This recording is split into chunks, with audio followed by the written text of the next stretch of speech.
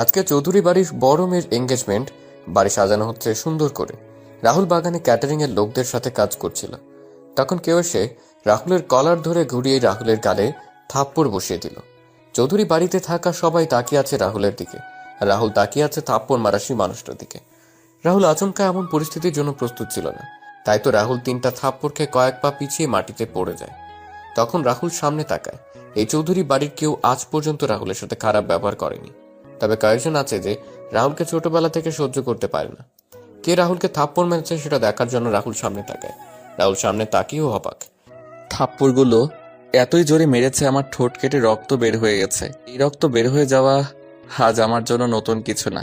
এই রকম অনেক রক্ত আমার শরীর থেকে ঝরেছে। আমি রক্তগুলো মুছে নিলাম। তখন কেউ বলে ওঠে, এই ছোট লোকের বাচ্চা, একটা কাজ দিলে তো সেটা সময় মতো করতে পারিস না, শুধু শুধু আমাদের বাড়িতে এসে আমাদের খাবার নষ্ট করছিস। এই অনাথের বাচ্চা, আমার কাপড়গুলো লন্ড্রি থেকে কে নিয়ে আসবে? তোর বাবা না তোর মা নিয়ে আসবে আমার কাপড়গুলো। আর কয়টা বেজেছে খেয়াল আছে তোর? আমি সামনে তাকিয়ে দেখলাম উর্মি ম্যাডাম দাঁড়িয়ে আছেন, যাকে আমি এই পুরো চৌধুরী বাড়ির মাঝে জমের মতো ভয় পাই। আমার আর বুঝতে বাকি রইল না, এখন আমার মৃত বাবা আর মাকে নিয়ে ও কথা উঠবে। আর এখন যদি তার প্রতিবাদ করি, তাহলে এই বাগানে সকল মানুষের সামনে উর্মি ম্যাডাম চেঁচামেচি শুরু করবে। হঠাৎ করে তখন মনে পড়ে ম্যাডামের কাপড়গুলো লন্ড্রি থেকে আনা হয়নি। ইস রে, আমিও ভুলে গেছিলাম একদম। আমি একটা হালকা হাসি মুখে বজায় রেখে ম্যাডামকে উদ্দেশ্য করে বললাম, ম্যাডাম একটা কথা বলবো? কি, তাড়াতাড়ি বলে বিদায় হ অনাথের বাচ্চা। আগে বলেন মারবেন না। তুই কি মজা করছিস আমার সাথে, না আরো একটা দিব? মজা আর আপনার সাথে? আমি হলাম সামান্য একজন চাকর, আর আপনি হলেন আমার ম্যাডাম। বল কি বলবি? আজকে তো আপনার এঙ্গেজমেন্ট। হ্যাঁ তো। ম্যাডাম, আজকে যদি আপনি ইউরোপিয়ান পোশাক পরেন তাহলে আপনাকে অনেক সুন্দর লাগবে। হালকা আকাশি রঙের শাড়ির সাথে চোখে হালকা কাজল, খোলা চুল, আপনাকে দেখতে অনেক সুন্দর লাগে। আর আপনার স্বামী পুরো ফিদা হয়ে যাবে আপনাকে দেখে। কি বললি আবার বল। ম্যাডাম, ভুল হয়ে গেছে, আর বলবো না। আমি এক্ষুনি ছুটে যাচ্ছি, আপনার কাপড়গুলো নিয়ে আসছি। আপনি আপনার রুমে যান, আমি কাপড়গুলো নিয়ে আসতেছি। এদিকে আয়। না ম্যাডাম, আর বলবো না, ক্ষমা করে দেন আমায়। এই বলে আমি এক দৌড়ে বাড়ি থেকে বের হয়ে গেলাম। এবার আমাদের গল্পের নায়ক আর নায়িকার পরিচয় দেওয়া যাক। আমাদের গল্পের নায়কের নাম রাহুল চৌধুরী। সে 10 বছর বয়স থেকেই এই চৌধুরী বাড়িতে কাজ করছে। রাহুল এবার ম্যানেজমেন্ট নিয়ে মাস্টার্স করেছে, সেটা আবার সবার আড়ালে। রাহুলের বাবা মাই পৃথিবীতে বেঁচে নেই। রাহুল বড় হয়েছে একটা অনাথ আশ্রমে। রাহুলের বাবা মাকে তার রাহুল জানে না, আর আমাদের দেশে এরকম ছেলেকে অনাথ বলা হয়। একদিন উর্মির বাবা শরীফুল চৌধুরী একটা কাজে আশ্রমে গিয়ে রাহুলের সাথে পরিচয়। তারপর রাহুলকে তার বাড়িতে নিয়ে আসেন। রাহুলকে চৌধুরী বাড়ির সবাই অনেক ভালোবাসে, তবে উর্মি ছোটবেলা থেকে রাহুলকে সহ্য করতে পারত না। আর বাকিটুকু না হয় গল্প পড়তে পড়তে জানতে পারবেন। এবার আসি আমাদের নায়িকার পরিচয় পর্বে। আমাদের গল্পের নায়িকার নাম উর্মি চৌধুরী। উর্মি তার বাবা মায়ের একমাত্র মেয়ে। উর্মি আমেরিকা থেকে অনার্স কমপ্লিট করে দেশে ফিরেছে। আজকে উর্মির এঙ্গেজমেন্ট তার ভালোবাসার মানুষ জয়ের সাথে। আর বাকিটুকু গল্পের সাথে থাকলে জানতে পারবেন। এদিকে রাহুল লন্ড্রি থেকে কাপড় নিয়ে বাসায় এসে উর্মির দরজার সামনে দাঁড়িয়ে দরজা কড়া নাড়ে। তখন উর্মি ভেতর থেকে বলে, আয় ভেতরে। কাপড়গুলো নিয়ে আমি রুমে ঢুকে দেখতে পেলাম ম্যাডাম তার আলমারিতে কি কাজ করছিলেন। তখন আমি কাপড়গুলো ম্যাডামের বিছানার উপর রেখে যেই চলে আসতে যাব, তখন উর্মি ম্যাডামের সাথে ধাক্কা লাগে। ম্যাডাম তার আলমারি থেকে কাপড়গুলো নিয়ে সেগুলো ঠিক করতে করতে আমার দিকে আসছিলেন। ধাক্কা খেয়ে আমি নিচে আর ম্যাডাম আমার উপরে। আমি তখন ম্যাডামকে আমার উপর থেকে সরিয়ে উঠে পড়লাম। তখন ম্যাডাম আবার আমার গাল লাল করে দিয়ে বলেন, ফকিরের বাচ্চা ফকির, তোর সাহস হয় কি করে আমাকে স্পর্শ করার? সরি ম্যাডাম, ভুল বশত হয়ে গেছে, আমি ইচ্ছে করে করিনি। মেয়ে দেখলে কি গায়ে পড়তে ইচ্ছা করে তোর, ছোট লোকের বাচ্চা? ম্যাডাম, ভুল বশত হয়ে গেছে, সামনে থেকে আর এমন হবে না, আমায় ক্ষমা করে দেন ম্যাডাম। বাড়ির চাকর চাকরের মতো থাকবি, আর সামনে থেকে আর এমন হলে তোর জীবনের আলো নিভিয়ে দিব। ম্যাডাম, এমন আর হবে না। তোর মতো অনাথ ছোট লোকের বাচ্চা কি করে যে আমাদের বাসায় আসলো সেটা আমি চিন্তা করে পাই না। আর বাবা যে কি দেখে তোকে আমাদের বাড়িতে নিয়ে এলো সেটাও বুঝি না। আমার চোখের সামনে থেকে বিদায় হ, বের হ রুম থেকে এখনই। আমি তাড়াতাড়ি করে ম্যাডামের রুম থেকে বের হয়ে ছাদে চলে গেলাম। ছাদে গিয়ে নিজের চোখের জল ঝরাতে লাগলাম। শুনেছি ছেলেরা নাকি কান্না করে সবার আড়ালে, আমি তেমনি ছাদে এসে সবার আড়ালে চোখের জল ফেলেছি। তখন কেউ আমার কাঁধে হাত রাখলো। আমি চোখের জল মুছে পিছনে তাকিয়ে দেখলাম দাদিমা আর ছোট আম্মু দাঁড়িয়ে। আপনাদের বলা হয়নি, উর্মির মা আর বাবাকে আমি ছোট আম্মু আর ছোট আব্বু বলে ডাকি, আর উর্মির দাদিকে আমি দাদিমা বলে ডাকি। তখন বললাম, দাদিমা, ছোট আম্মু, তোমরা এখানে? খুব কষ্ট হচ্ছে তাই না রে বাবা? আরে ছোট আম্মু, এগুলো আমার মতো অনাথের সহ্য হয়ে গেছে, তবে মা বাবাকে নিয়ে কেউ গালি দিলে কেন জানি কষ্ট হয়। অথচ আমি আমার নিজের বাবা আর মাকে কখনো দেখি নাই। কে বলেছি তুই অনাথ? আমরা তাহলে তোর কি হই? দাদিমা, কথা আছে না, কে আপন আর কে পর তা বোঝা বড় কষ্টকর। কি বললি তুই? তুই এই কথাটা আমাদের বলতে পারলি দাদু ভাই? ছোট আম্মু, দাদিমা, তোমরা হয়তো জানো এই কথাটার মানে। সবকিছু পাওয়ার পরেও নিজের কাছে মায়ের আর বাবার স্নেহের কমতি তো থেকে যায়। হয়েছে তোর বড়দের মতো কথা বলা, চল নিচে চল, একটু পর অনুষ্ঠান শুরু হবে। না ছোট আম্মু, আমি এখানে ঠিক আছি। শুধু শুধু নিচে গিয়ে অপমানিত হতে চাই না। সবাই চলে গেলে আমি নিজে আসবো। বোমা, বাদ দাও, রাহুলকে জোর করো না, এখন একটু ওর একা থাকা প্রয়োজন। কিন্তু মা, আপনার বড় ছেলে যদি রাহুলকে দেখতে না পায় তাহলে কি হবে ভেবেছেন? আপনি চিন্তা করতে পারছেন? কিন্তু আমি শরীফের সাথে কথা বলে নিব, তুমি এই নিয়ে টেনশন করো না। তুমি বরং গিয়ে দেখো তোমার মেয়ের সাজুগুজু কতদূর এগুলো। আচ্ছা মা। দাদু ভাই, আসি রে, মন খারাপ করিস না, উপরের সৃষ্টিকর্তা একজন আছে রে। দাদিমা। তারপর দাদিমাও চলে যান। রাহুল রাতে কালো আকাশের জ্বলন্ত তারার দিকে তাকিয়ে আছে এক দৃষ্টিতে। এদিকে সকল অনুষ্ঠান শেষ হয়ে যায়। অতিথি সবাই খাওয়া দাওয়া শেষ করে চলে যায়। সবার চলে যাওয়ার পর চৌধুরী বাড়ির সবাই খাবার খেতে বসেন। তখন শরীফুল চৌধুরী বলেন, কি ব্যাপার, সবাইকে দেখতে পাচ্ছি কিন্তু রাহুলকে দেখতে পাচ্ছি না। আজকে অনুষ্ঠানেও ছিল না, রাহুল কোথায়? ছাদে আছে। এত রাতে ছাদে রাহুল একা একা কি করে? চাকর মানুষ, এছাড়া কি করবে? কি ব্যাপার, কি হয়েছে? তোমরা এমন করে কথা বলছো কেন? তোমার গুণধর মেয়েকে জিজ্ঞেস করো, তোমার মেয়ে ভালো করে বলতে পারবে। সে ছোটবেলা থেকে ছেলেটার সাথে খারাপ ব্যবহার করে আসছে। কি ব্যাপার উর্মি, আমি কি শুনছি এসব? বাড়ির চাকরকে নিয়ে এত আদিক্ষেতা না দেখানোই ভালো বাবা। রাহুল এই বাড়ির চাকর না, সেটা অনেক আগেই ভালো করে তোমায় বলে দিয়েছি উর্মি। এখন বলো আজকে কি হয়েছে? আমার কাপড় লন্ড্রি থেকে সময় মতো নিয়ে আসেনি, তাই কয়েকটা দিয়েছি। তোর কি কোনো লজ্জা শরম কিছু নেই নাকি? ছেলেটা তোর থেকে 6 বছরের বড়, তারপরও ওর গায়ে হাত তুলিস তুই। এত কিছুর পরও ছেলেটা কিছুই বলে না তোকে? সামান্য একটা চাকরের জন্য তোমরা আমার সাথে এমন করতেছো? ওর মতো সামান্য চাকরের সাহস হবে কি করে আমায় কিছু বলার? সামান্য চাকর বলছিস কাকে তুই? আজকে যে তুই বোমা, হচ্ছেটা কি? কি বলো মা, তুমি কি বলতে চাইছিলে? তুমি এখন আমি বেঁচে এরপরে কি মা? ও কিছু না, তুমি আর সামনে থেকে রাহুলের সাথে খারাপ ব্যবহার করবে না, আর যাতে তোমার নামে কোনো বিচার না আসে সেটা খেয়াল রাখবে উর্মি। শরীফুল চৌধুরী খাবার না খেয়ে উঠে পড়েন। ছাদে গিয়ে দেখতে পেলেন রাহুল আকাশের দিকে মুখ করে শুয়ে আছে। তখন তিনি রাহুলের পাশে গিয়ে বসলেন। রাহুল হয়তো গভীর মনোযোগ দিয়ে আকাশের দিকে তাকিয়েছিল, যার জন্য কারো আসার শব্দ শুনতে পায়নি। তখন শরীফুল চৌধুরী রাহুলকে ধাক্কা দিলেন।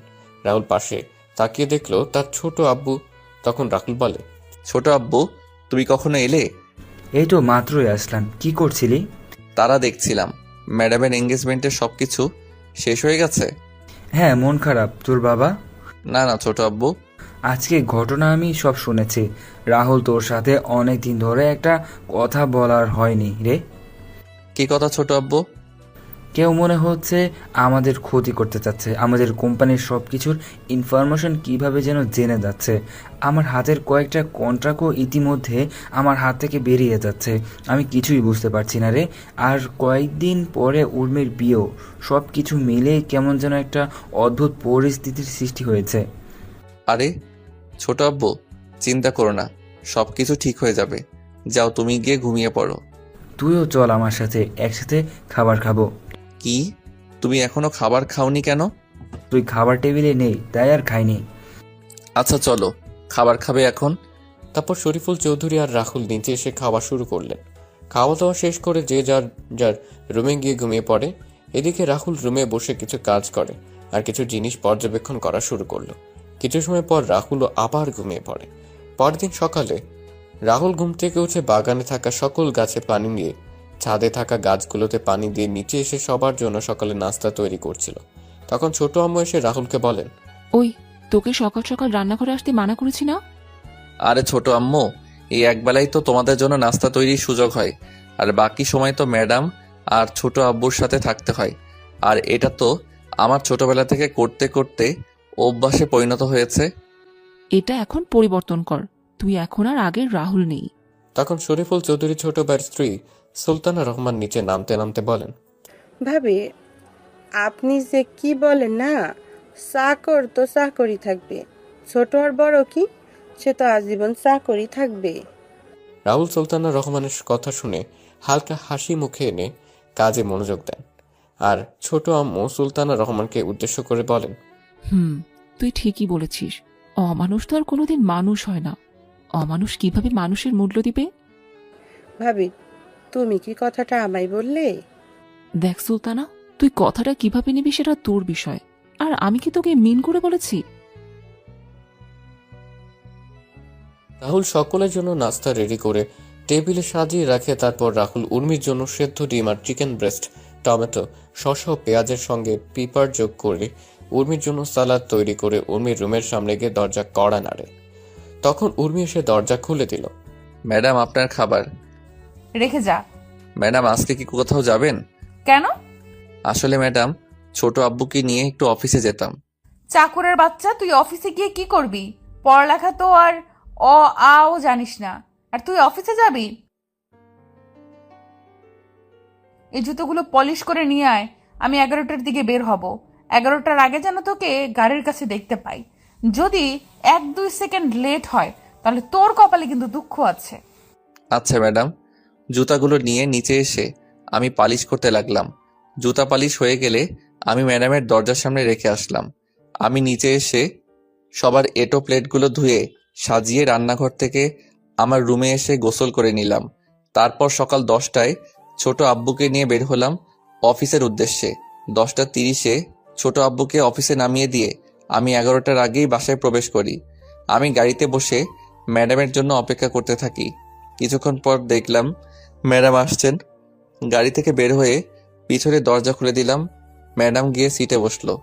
আমি দরজা লাগিয়ে ড্রাইভিং সিটে বসে ম্যাডামকে বললাম, ম্যাডাম কোথায় যাব? এই, শপিং মলে যাব। আচ্ছা ম্যাডাম। আমি গাড়ি চালানো শুরু করলাম। কিছুক্ষণ পর আমি শপিং মলের সামনে এসে দেখলাম ম্যাডামের বান্ধবীরা দাঁড়িয়ে আছে। আমি গাড়ি থামিয়ে গাড়ি থেকে বের হয়ে গাড়ির দরজা খুলে ম্যাডামকে বললাম, ম্যাডাম চলে আসছি, আপনি নামতে পারেন। গাড়ি পার্কিং করে বসে থাকবি, আর আমি কল দিলে চলে আসবি। আর এই নে 50 টাকা, দুপুরে খাবার খেয়ে নিবি। হাসি মুখে টাকাটা নিয়ে আমি মাথা নাড়ালাম। তারপর ম্যাডাম তার বান্ধবীদেরকে নিয়ে চলে যান শপিং মলের ভিতরে। আমি গাড়িতে বসে রইলাম, ভালো লাগছিল না। তখন গাড়ি থেকে বের হয়ে আশেপাশে একটু হাঁটাহাঁটি করছিলাম। তখন দেখতে পেলাম একজন ভদ্রমহিলা তার ছেলেকে নিয়ে রাস্তা পার হতে পারছেন না। আমি তখন তাদের রাস্তা পার করিয়ে দিয়ে আসছিলাম। তখনই ম্যাডাম ফোন দিলেন। Hello madam. 4র্থ তলায় তাড়াতাড়ি আয় তো একটু। আমি তাড়াতাড়ি করে শপিং মলের 4র্থ তলায় গিয়ে দেখতে পেলাম কয়েকটা ছেলে মিলে ম্যাডাম আর তার বান্ধবীদের সাথে কি যেন কথা বলছে। তবে তাদের কথা বলার ধরনগুলো সুবিধার মনে হচ্ছিল না। আমি ছেলেদের পিছনে গিয়ে বললাম, কি রে, এখানে কি সমস্যা? কিছু না, তুই যা এখান থেকে, কোনো সমস্যা নেই। আচ্ছা ম্যাডাম চলুন, এখানে কোনো সমস্যা নেই। এইখানে একদম চালাকি করার চেষ্টা করবি না, তা না হলে এগুলো দেখছিস। ভাই আমি কি করলাম? আমি তোমাদের জিজ্ঞেস করলাম সমস্যা কি, তোমরা বললে কোনো সমস্যা নেই, তাই তো আমি এদের নিয়ে চলে যাচ্ছি। আমরা তোকে যেতে বলেছি, তবে এই মা।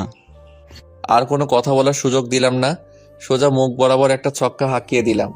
আর ছেলেটা বাউন্ডারির বাইরে। তারপর সব কয়টাকে মারা শুরু করলাম। হঠাৎ কেউ আমার পেটের পাশে ছুরি দিয়ে আঘাত করে। আমি পিছনে তাকিয়ে দেখলাম ওই ছেলেটা আমি। তখন ছেলেটার দিকে এগিয়ে যাব, তখন ছেলেগুলো দৌড়ে পালিয়ে যায়। তারপর আমি আমার শার্ট খুলে আঘাত পাওয়া জায়গা বেঁধে নিলাম। তারপর ম্যাডামকে বললাম, চলুন ম্যাডাম, বাসায় যাওয়া যাক তাহলে। কিন্তু তোর তো ছুরি লেগেছে আর রক্ত পড়ছে। আরে ম্যাডাম, এটা কিছু না, আমাদের মতো চাকরের জন্য এইগুলো কিছুই না।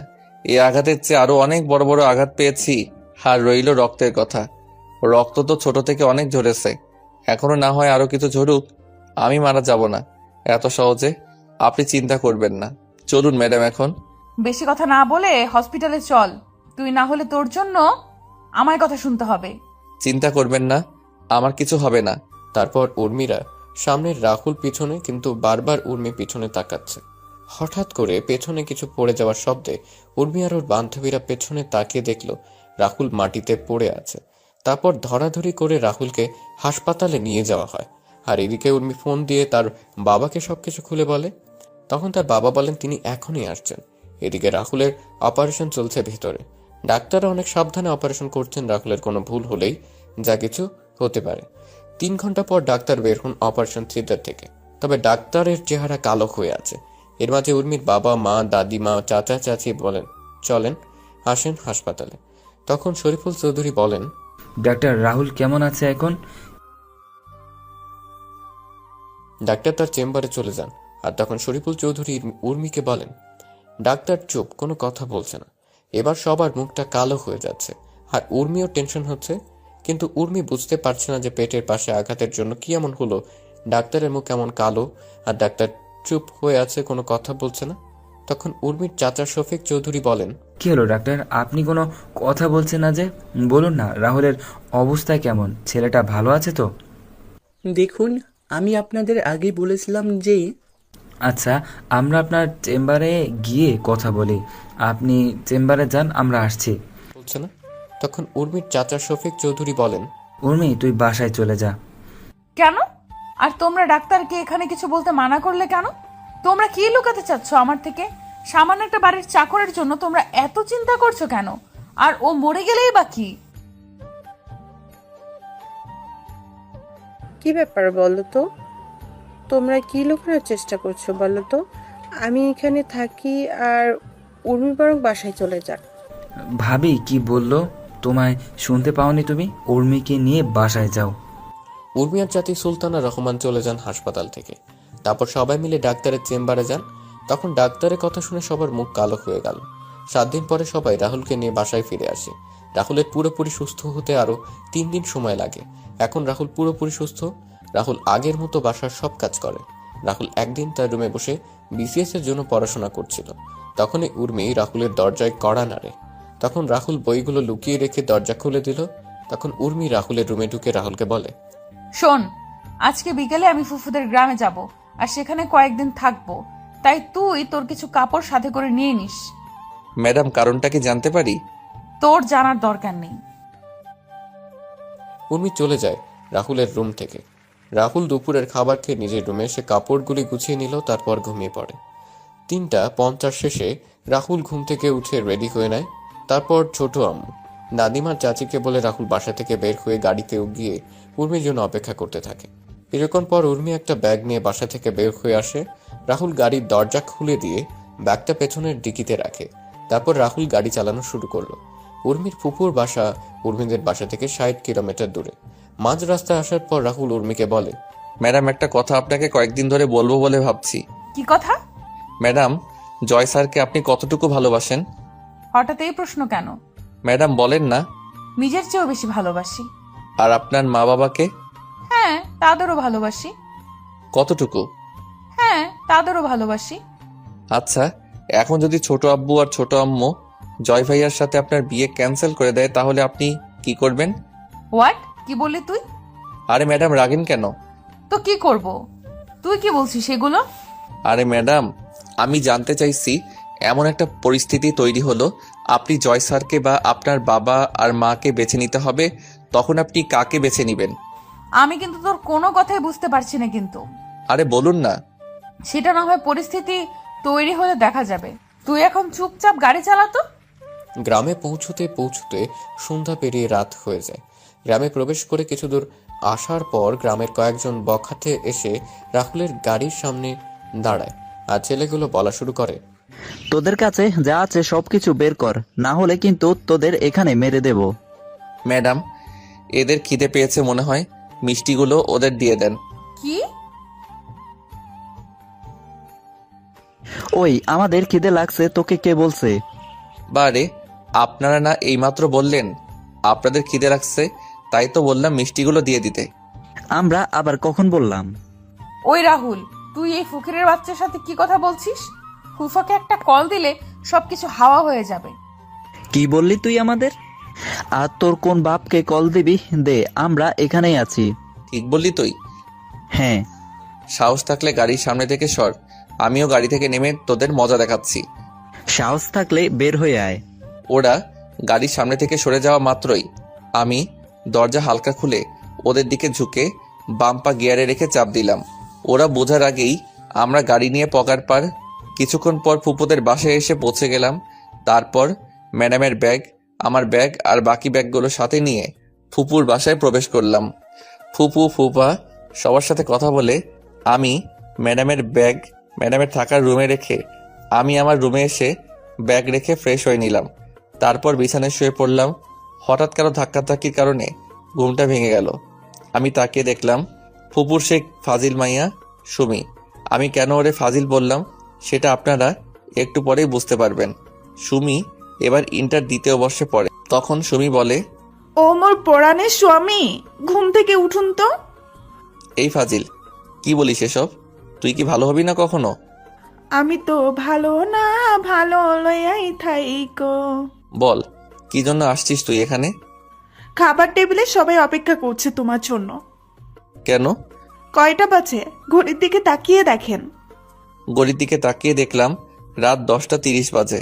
তখন বললাম, খাওয়া দাওয়া শেষ সবার? না, আপনার জন্য অপেক্ষা করছে। উঠে আমি নিচে চলে এলাম। নিচে এসে দেখলাম সবাই বসে আছে। তখন ফুফা আমায় বলেন, কি জনাব রাহুল সাহেব? এই তো ফুফা, ভালো, তুমি কেমন আছো? টেনশনে ছিলাম, তবে এখন টেনশন ফ্রি আছি। কোনো টেনশনের চিন্তা নাই, আমি আছি তো। সেটাই তো বর্ষার জায়গা। আচ্ছা, বুঝলাম তোমরা সবাই এই ছোট লোকটাকে নিয়ে এত আদিক্ষেতা করছো কেন?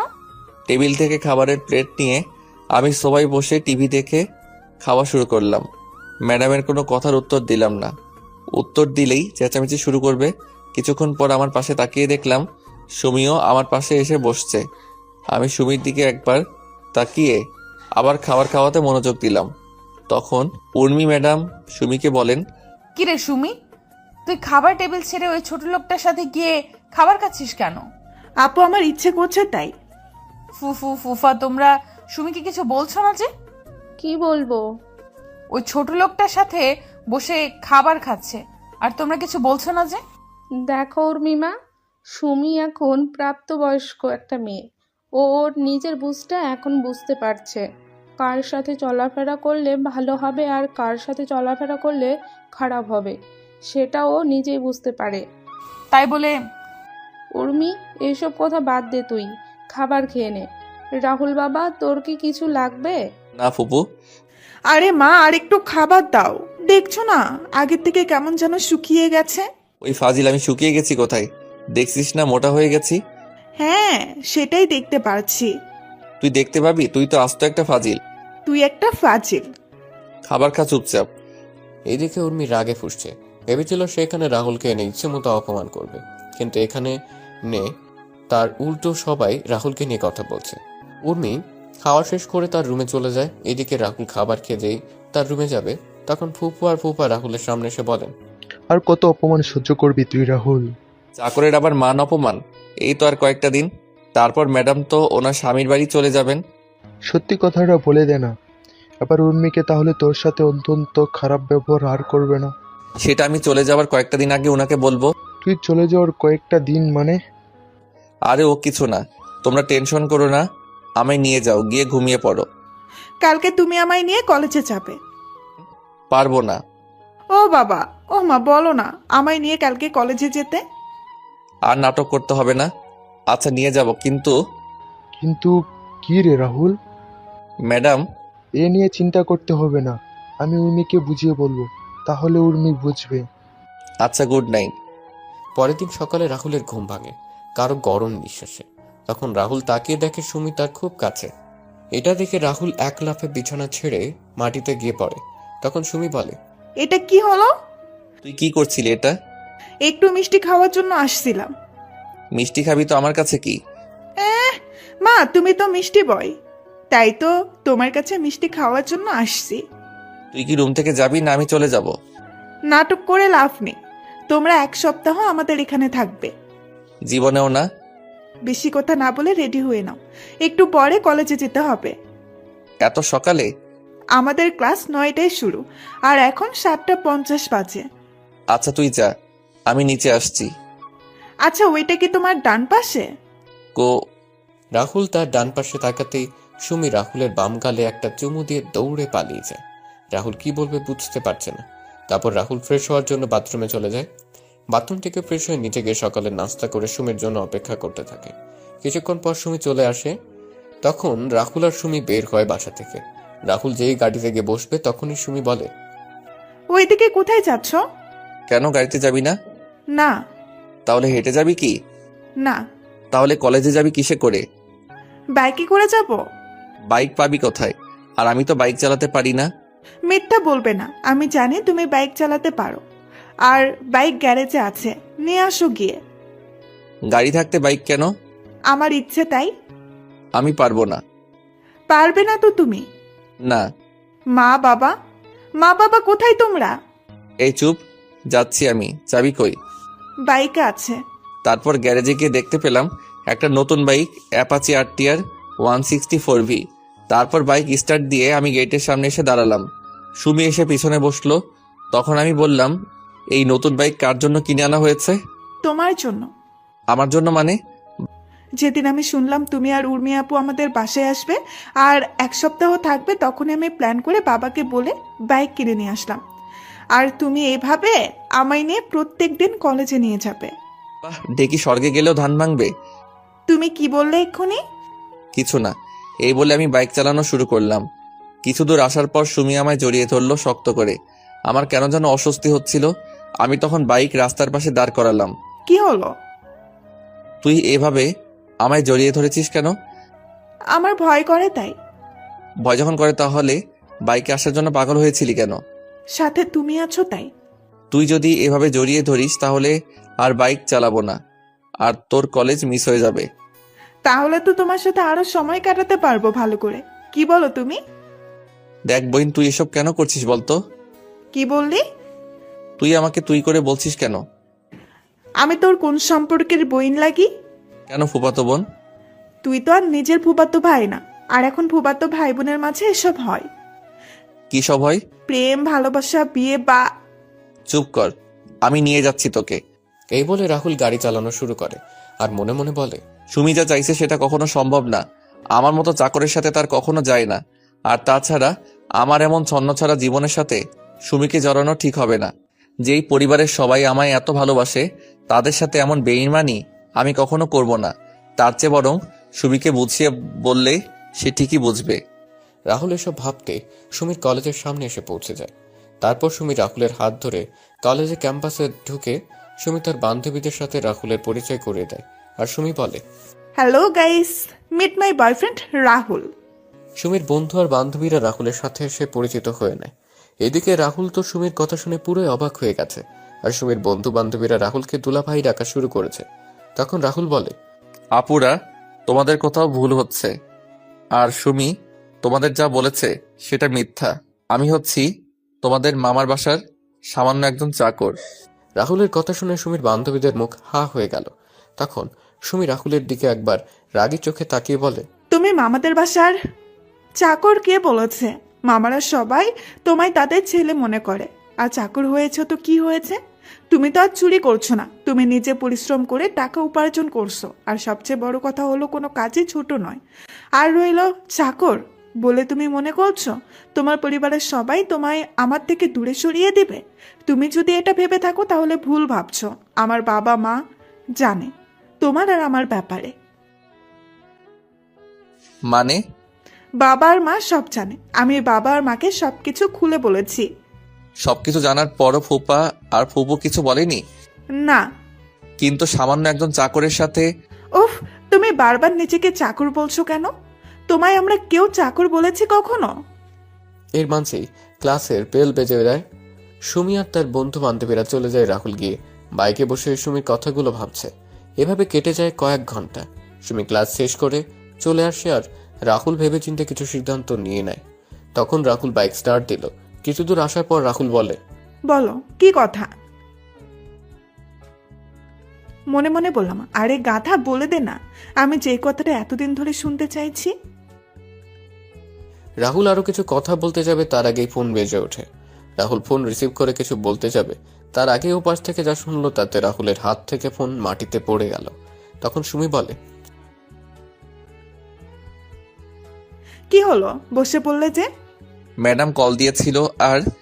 আর কি? এখন বাসায় না গেলে আমার অবস্থা খারাপ করে দিবে বলেছে। হারে আপু, কিছু করবে না, তোমায় ভয় দেখাচ্ছে আপু। না, লেট করা যাবে না। ম্যাডাম রেগে আছে অনেক। তুই বাইকে উঠে পড়। বাসায় গিয়ে আগে ম্যাডামের মেজাজ ঠান্ডা করতে হবে, তা না হলে ম্যাডাম আমার অবস্থা খারাপ করে দিবে। তুমি না বললে আমায় কি বলবে? বেঁচে থাকলে পরে বলবো। তুই তাড়াতাড়ি করে বাইকে ওঠ। উঠছি। সুমি মন খারাপ করে বাইকে উঠে পড়ে। রাহুল বাইক চালাতে শুরু করে। কিছুক্ষণ পর রাহুল বাসায় এসে পৌঁছে যায়। সুমিকে নামিয়ে দিয়ে রাহুল বাইকে গ্যারেজে রেখে সোজা উর্মির দরজার সামনে গিয়ে কড়া নাড়ে। তখন উর্মি বলে, ভেতরে আয়। আমি ভিতরে ঢুকতেই ম্যাডাম আমার সামনে এসে আমার গালে তার হাত দিয়ে 2 বার মালিশ করে দিল। সাথে সাথে 2 হাত দিয়ে আমি আমার গালটা চেপে ধরি। এত জোরে মেরেছে, গালে ব্যথা করছে। আমি আমার হাত দেখলাম, রক্ত লেগে আছে। আমার আর বুঝতে বাকি রইল না ম্যাডামের থাপ্পড়টা এতটা জোরেই মেরেছে যার জন্য আমার ঠোঁট কেটে রক্ত পড়ছে।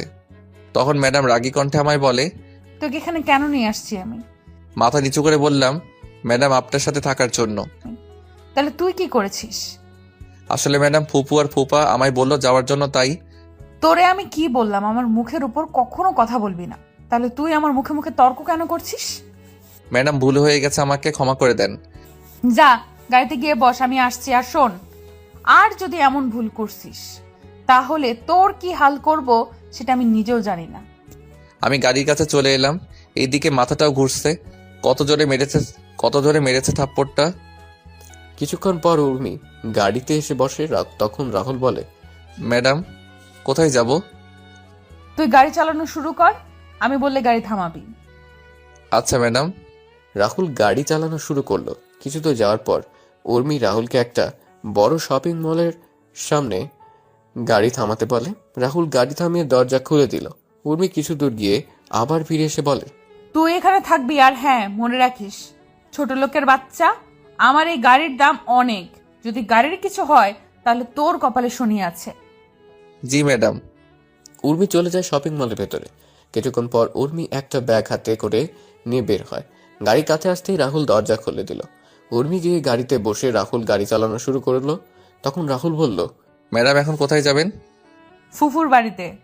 রাহুল তাড়াতাড়ি বাড়ি যাওয়ার জন্য একটা শর্টকাট রাস্তা নিয়ে নিল, যেটা আজকে সুমি দেখিয়ে দিয়েছিল। কলেজে যেতে রাস্তায় যাওয়ার সময় হঠাৎ করে উর্মি রাহুলকে বলে, এই গাড়ি থামা। কেন? আমি হাওয়াই মিঠাই খাবো। ম্যাডাম সন্ধ্যা হয়ে যাচ্ছে আর এই রাস্তা খুব একটা ভালো না। আর একটা কথা বলবি তো আমি তোর গাল লাল করে দিব। চুপচাপ গাড়ি দাঁড় করা। কিন্তু ম্যাডাম। দাঁতে দাঁত চেপে বললাম, গাড়ি থামা বলছি। রাহুল বাধ্য হয়ে গাড়ি দাঁড় করায়। উর্মি তাড়াতাড়ি করে গাড়ি থেকে নেমে হাওয়াই মিঠাইওয়ালার কাছে চলে যায় আর হাওয়াই মিঠাই খাওয়া শুরু করে। রাহুল গাড়ির ভিতরে বসে এক দৃষ্টিতে উর্মির মিঠাই খাওয়া দেখছে। উর্মি পুরো বাচ্চাদের মতো খাচ্ছে। তখনই সেখানে ওই দিনের ছেলেরা চলে আসে। এরা দেখে রাহুল গাড়ি থেকে নেমে উর্মির সামনে গিয়ে দাঁড়ায়। উর্মির তো সেদিকে কোনো খেয়াল নেই, সে তার মতো করে হাওয়াই মিঠাই খেয়েই যাচ্ছে। তখন ছেলেগুলো শীষ বাজিয়ে বাজিয়ে উর্মির সামনে যায়। ছেলেগুলো উর্মির কাছে যাওয়ার আগে রাহুল উর্মির সামনে চলে আসে। তখন ছেলেগুলো বলে, কিরে আজকেও কি তুই এই মেয়েকে নিয়ে যেতে পারবি? শুধু শুধু ঝামেলা করছেন কেন? ঝামেলা কোথায়? তুই চলে যা, আমাদের এই মেয়েকে ভালো লাগছে, আমরা এর সাথে আজকে সারা রাত একটু মজা করব। ছেলেগুলোর কথা শুনে উর্মি খাওয়া থামিয়ে দিয়ে ছেলেটার গালে ঠাস ঠাস করে বসিয়ে দিয়ে বলে, ফকিরের বাচ্চা, তুই আমায় নিয়ে এমন কথা বলার সাহস পেলি কি করে? এই বলে ওই ছেলেটার গালে শরীরের সমস্ত শক্তি দিয়ে আরো একটা থাপ্পড় বসিয়ে দিলাম। আরেকটা ছেলে যখন এগিয়ে আসবে তখন রাহুল ওই ছেলেকে মারা শুরু করলো। কিছুক্ষণ পর আরো কয়েকজন এসে ওই ছেলেদের সাথে যোগ দিল। রাহুল কোনো উপায় না পেয়ে উর্মিকে নিয়ে দৌড়ানো শুরু করলো। দৌড়াতে দৌড়াতে রাহুলরা আর একটা গ্রামে চলে যায়। ওই গ্রামে গিয়ে রাহুলরা একটা মসজিদে আশ্রয় নেয় আর মসজিদের মুয়াজ্জিনকে সব খুলে বলে। মুয়াজ্জিন সব শুনে রাহুল আর উর্মিকে বসতে বলে। তিনি গ্রামের মুরব্বীদের খবর দিলেন। কিছুক্ষণ পর মুরব্বীরা আসলে রাহুল সবকিছু খুলে বলে আর তাদের সাহায্য চায়। তখন মুরব্বীরা রাহুলদের নিয়ে একটা জায়গায় বসেন। তারপর রাহুল আর উর্মিকে নানান প্রশ্ন জিজ্ঞেস করে। রাহুল সব প্রশ্নের উত্তর সঠিক দিলেও উর্মি সবকিছু উত্তর দেয়নি। রাহুল সবাইকে বলে উর্মি তার স্ত্রী, কারণ রাহুল গ্রামের মুরব্বীদের কথা বলার ধরন আগে থেকে জানতো। উর্মি তখন রাহুলকে সাথে মুরব্বীদের ও নানানভাবে কটূক্তি করে। তখন মুরব্বীরা সবাই মিলে কাজী রেখে উর্মি আর রাহুলের বিয়ে করিয়ে দিলেন। বিয়ে শেষ হয়ে গেলে রাহুল আর উর্মিকে তাদের গাড়ি পর্যন্ত এগিয়ে দিল। রাহুল সবাইকে বিদায় দিয়ে গাড়িতে উঠে, সাথে উর্মিও গাড়িতে উঠে। রাহুল গাড়ি চালিয়ে কিছু দূর আসার পর উর্মি রাহুলকে গালি দিয়ে বলে, এই চাকরের বাচ্চা চাকর, তোর সাহস হলো কি করে আমায় তোর বউ বলার? এছাড়া কোনো উপায় ছিল না। আমি সবকিছু ঠিক করে নিয়েছিলাম, কিন্তু আপনি সবকিছু ভেস্তে দিলেন। তুই বাড়ির সামান্য চাকর হয়ে আমায় তোর বউ বলবি, সেটা আমি আবার মেনে নেব? তুই ভাবলে কি করে? ম্যাডাম, আপনি গ্রামের মুরব্বীদের কথার মানে বুঝবেন না আর মুরব্বীদের কথার উত্তর দিতে পারবেন না, তাই আমি আপনাকে আমার বউ বলেছি। আপনি যদি আমার সাথে তাল মিলিয়ে কথা বলতেন তাহলে আজকে আপনার সাথে আমার বিয়ে কখনো হতো না। আপনি আপনার জেদ আর ইগোর জন্য আজকের এই পরিস্থিতির সৃষ্টি হয়েছে। আমি এই বিয়ে মানি না, আর না তোকে আমার স্বামী বলেও মানি। আমি কয়েকদিন পরে তোকে ডিভোর্স দিয়ে দিব। আমারও কোনো ইচ্ছে নেই আপনার মতো পাগলের উন্মাদ মেয়েকে বিয়ে করার। কি বললি ছোট লোকের বাচ্চা? হ্যাঁ, ঠিক বলেছি। আমাকে পাগল করতে কামড়াইছে যে আপনাকে আমার বিয়ে করতে হবে? ভাগ্য খারাপ আর পরিস্থিতির জন্য আপনাকে বিয়ে করতে হয়েছে। এবার কিন্তু তুই তোর লিমিট ক্রস করছিস। ও, আপনি এখন আমায় লিমিট ক্রস করছি বলেছেন? সামান্য কয়েকটা কথা বলতে আপনার লিমিট আমি অতিক্রম করে ফেলেছি? আর আপনি যে আমায় ছোটবেলা থেকে অনেক কথা বলেছেন, তাহলে কি আপনি লিমিট ক্রস করেননি? শুনুন ম্যাডাম, মানুষের আসল পরিচয় তার সৌন্দর্য বা টাকা পয়সা নয়। তার আসল পরিচয় হলো তার ব্যবহার, তার চরিত্র দিয়ে। আপনারা বড় লোকরা মানুষকে বিচার করেন টাকা পয়সা দিয়ে, তাই হয়তো কোনো মানুষ আপনাকে ধোঁকা দিবে সেটা বুঝে উঠতে পারেন না। আপনারা মনে করেন টাকা পয়সা থাকলেই আসল সুখ, কিন্তু ম্যাডাম সেটা সত্যি না। সত্যিটা হলো মানুষের ভালো কাজেই একজন মানুষের আসল শান্তি। আপনি যদি রাতের বেলা ঘুমানোর আগে শুয়ে শুয়ে চিন্তা করেন কালকে কত টাকা ইনকাম করব, কালকে কোথায় কোথায় পার্টি করব, তাহলে হয়তো আপনি ঘুমাতে পারবেন, কিন্তু শান্তির ঘুম ঘুমাতে পারবেন না।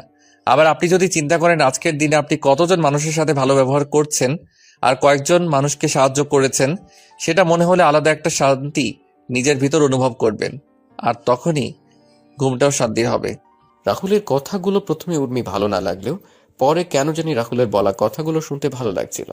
তখন রাহুল আবার বলে ওঠে, ম্যাডাম চিন্তা করবেন না, আজকের বিষয়টা কেউ জানবে না, আর কয়েকদিন পরে আমি ডিভোর্স পেপারে স্বাক্ষর করে আপনাকে দিয়ে দিব। কথা বলতে বলতে রাহুলরা বাসায় চলে আসে। উর্মি গাড়ি থেকে নেমে বাসার ভিতরে চলে যায়। রাহুল গাড়ি পার্কিং করে বাসার ভেতরে প্রবেশ করে। তখন ফুপা বলেন, কোথায় গিয়েছিলি তোরা? ম্যাডাম কি যেন কাজ ছিল, তাই ম্যাডামকে নিয়ে গিয়েছিলাম। সন্ধ্যা পরে কোথাও বের হবে না, গ্রামে সন্ধ্যার পরে কোথাও বের হবে না। গ্রামের পরিবেশ সন্ধ্যার পরেই পাল্টে যায়। আচ্ছা। রাহুল তার রুমে চলে যায়। রাতের খাবার খাওয়ার সময় ফুপু বলেন, উর্মিমা, তোর আমাদের কোনো অসুবিধা হচ্ছে না তো? না ফুফু, আমার কোনো সমস্যা হচ্ছে না। উর্মিমা, তুই চাইলে কালকে সুমির সাথে সুমির কলেজে যেতে পারিস। তাছাড়া রাহুলও সুমিকে নিয়ে সুমির কলেজে যায়। কলেজে গিয়ে তোরও ভালো লাগবে। তোর ফুফু তো তার কাজ নিয়ে বিজি, আমিও আমার অফিস নিয়ে। তুই একা একা বাসায় থাকিস। আপু যাবে না আমার কলেজে, তাই না আপু? আমি তোকে কখন বললাম আমি যাব না কলেজে? তুই না কালকে বললি যাবি না আমার কলেজে। তখন ইচ্ছা হয়নি, এখন আমার ইচ্ছে হয়েছে তাই। রাহুল সোফায় বসে টিভি দেখছে আর খাবার খাচ্ছে। আর এইদিকে উর্মি কালকে কলেজে যাবে শুনে সুমির অনেক রাগ হচ্ছে। সুমির রাগ হচ্ছে তার বাবার উপর, তিনি কেন উর্মিকে তাদের সাথে কলেজে যেতে বলেছেন। সুমি মন খারাপ করে খাবার নাড়াচাড়া করছে। তখন সুমির মা বলেন, কি রে সুমি, খাচ্ছিস না কেন? খাচ্ছি তো। সুমি, তুই কোনো কিছু নিয়ে টেনশন করেছিস? আস্তে আস্তে করে বললাম, তুই তো আমার আসল টেনশনের কারণ আপু। কালকে কলেজে গিয়ে যে তুই কি করবি সেটা নিয়ে আমি টেনশনে আছি রে বোন। কি রে, কিছু বলছিস না যে? কালকের বাসের জন্য অপেক্ষা করছি। কিসের বাস? সেটা তুমি বুঝবে না। তারপর খাবার শেষ করে যে যার যার রুমে চলে যায়। রাহুলও তার রুমে গিয়ে ঘুমিয়ে পড়ে। পরদিন সকালে রাহুল ঘুম থেকে উঠে সকালে নাস্তা শেষ করে মোবাইলে গেম খেলা শুরু করে। এইদিকে উর্মির আর সুমি সকালে নাস্তা শেষ করে নিজেদের রুমে গিয়ে কলেজে যাওয়ার জন্য রেডি হচ্ছে। কিছুক্ষণ পর উর্মি আর সুমি রেডি হয়ে নিচে আসে, আর রাহুলের কোন দিকে নজর নেই। রাহুলের নজর শুধু নিজের মোবাইল স্ক্রিনে। তখন সুমি বলে, এই যে হ্যালো। ব্যস্ত আছি এখন, প্লিজ ডিস্টার্ব করবেন না, তাহলে তো খারাপ হয়ে যাবে। চুপচাপ কর, না হলে তোর। রাহুলের কোনো দিকে খেয়াল নেই, সে শুধু তার গেম নিয়ে ব্যস্ত। সুমি কোনো উপায় না পেয়ে তখন রাহুলকে জোরে ধাক্কা মারে। সুমির ধাক্কায় রাহুলের জ্ঞান ফিরে। তখন রাহুল সামনে তাকিয়ে দেখতে পায় উর্মি আর সুমি দাঁড়িয়ে আছে। রাহুল ফোন রেখে তাড়াতাড়ি করে গাড়ির কাছে চলে যায়। রাহুলের পিছন পিছন উর্মি আর সুমি গাড়ির কাছে চলে আসে। রাহুল দরজা খুলে দিলে উর্মি পিছনের সিটে গিয়ে বসে, আর সুমি রাহুলের পাশের সিটে গিয়ে বসে। রাহুল গাড়ি চালানো শুরু করলো। কিছুক্ষণ পর সুমির কলেজে পৌঁছে গেল। সুমি গাড়ি থেকে নেমে উর্মিকে বলে, আপু চলো। চল। রাহুলকে উদ্দেশ্য করে বললাম, কি হলো তুমিও আসো? উর্মি ম্যাডামকে দেখে আমি সুমিকে বললাম, না আপনারা যান, আমি এখানে আছি। আর কোনো কিছু দরকার হলে আমাকে বলবেন, আমি পৌঁছে যাব। বললাম না আসার জন্য। না, আপনারা যান। এই সুমি, ওকে এত করে বলছিস কেন? ও চাকর, ও গাড়ির কাছে থাকুক, ওকে কেন ডাকছিস তুই? আপু, ও তোদের চাকর, কিন্তু আমাদের জন্য ও আমাদের অতিথি। তাই অন্তত তুই আমার কলেজে ওকে চাকর বা অন্য কিছু না বললে খুশি হব। আর কলেজের সবাই বাবাকে সম্মান করে, তাই কলেজের সবার সামনে এমন কোনো আচরণ করিস না যার জন্য বাবার সম্মানহানি না হয়। ওর জন্য তোর এত দরদ কিসের? মানুষ হয়ে মানুষের জন্য দরদ থাকাটা কি স্বাভাবিক নয় আপু? দেখ, আমি ওদের কথা শুনে বুঝতে পারলাম এদের যদি থামানো না হয় তাহলে দুই বোনের মাঝে ঝগড়া চুল ছিঁড়াছিঁড়ি হতে পারে। তখন বললাম, আমি গাড়িতে আছি, আপনারা আসুন। আর গাড়িতে গ্যাস নেই, আমি বরং গ্যাস নিয়ে আসি। এই বলে আমি সেখান থেকে চলে এলাম। রাহুল গাড়িতে এসে আবার গেম খেলা শুরু করলো। আর এইদিকে সুমি আর উর্মি ক্যাম্পাসে গিয়ে বসে। সুমি তার বন্ধু আর বান্ধবীদের সাথে উর্মির পরিচয় করিয়ে দিল।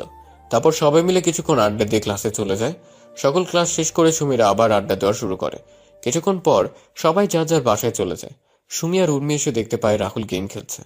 তখন সুমি রাহুলের হাত থেকে মোবাইল নিয়ে নেয়। হঠাৎ করে কেউ আমার হাত থেকে মোবাইলটা নিয়ে নিল।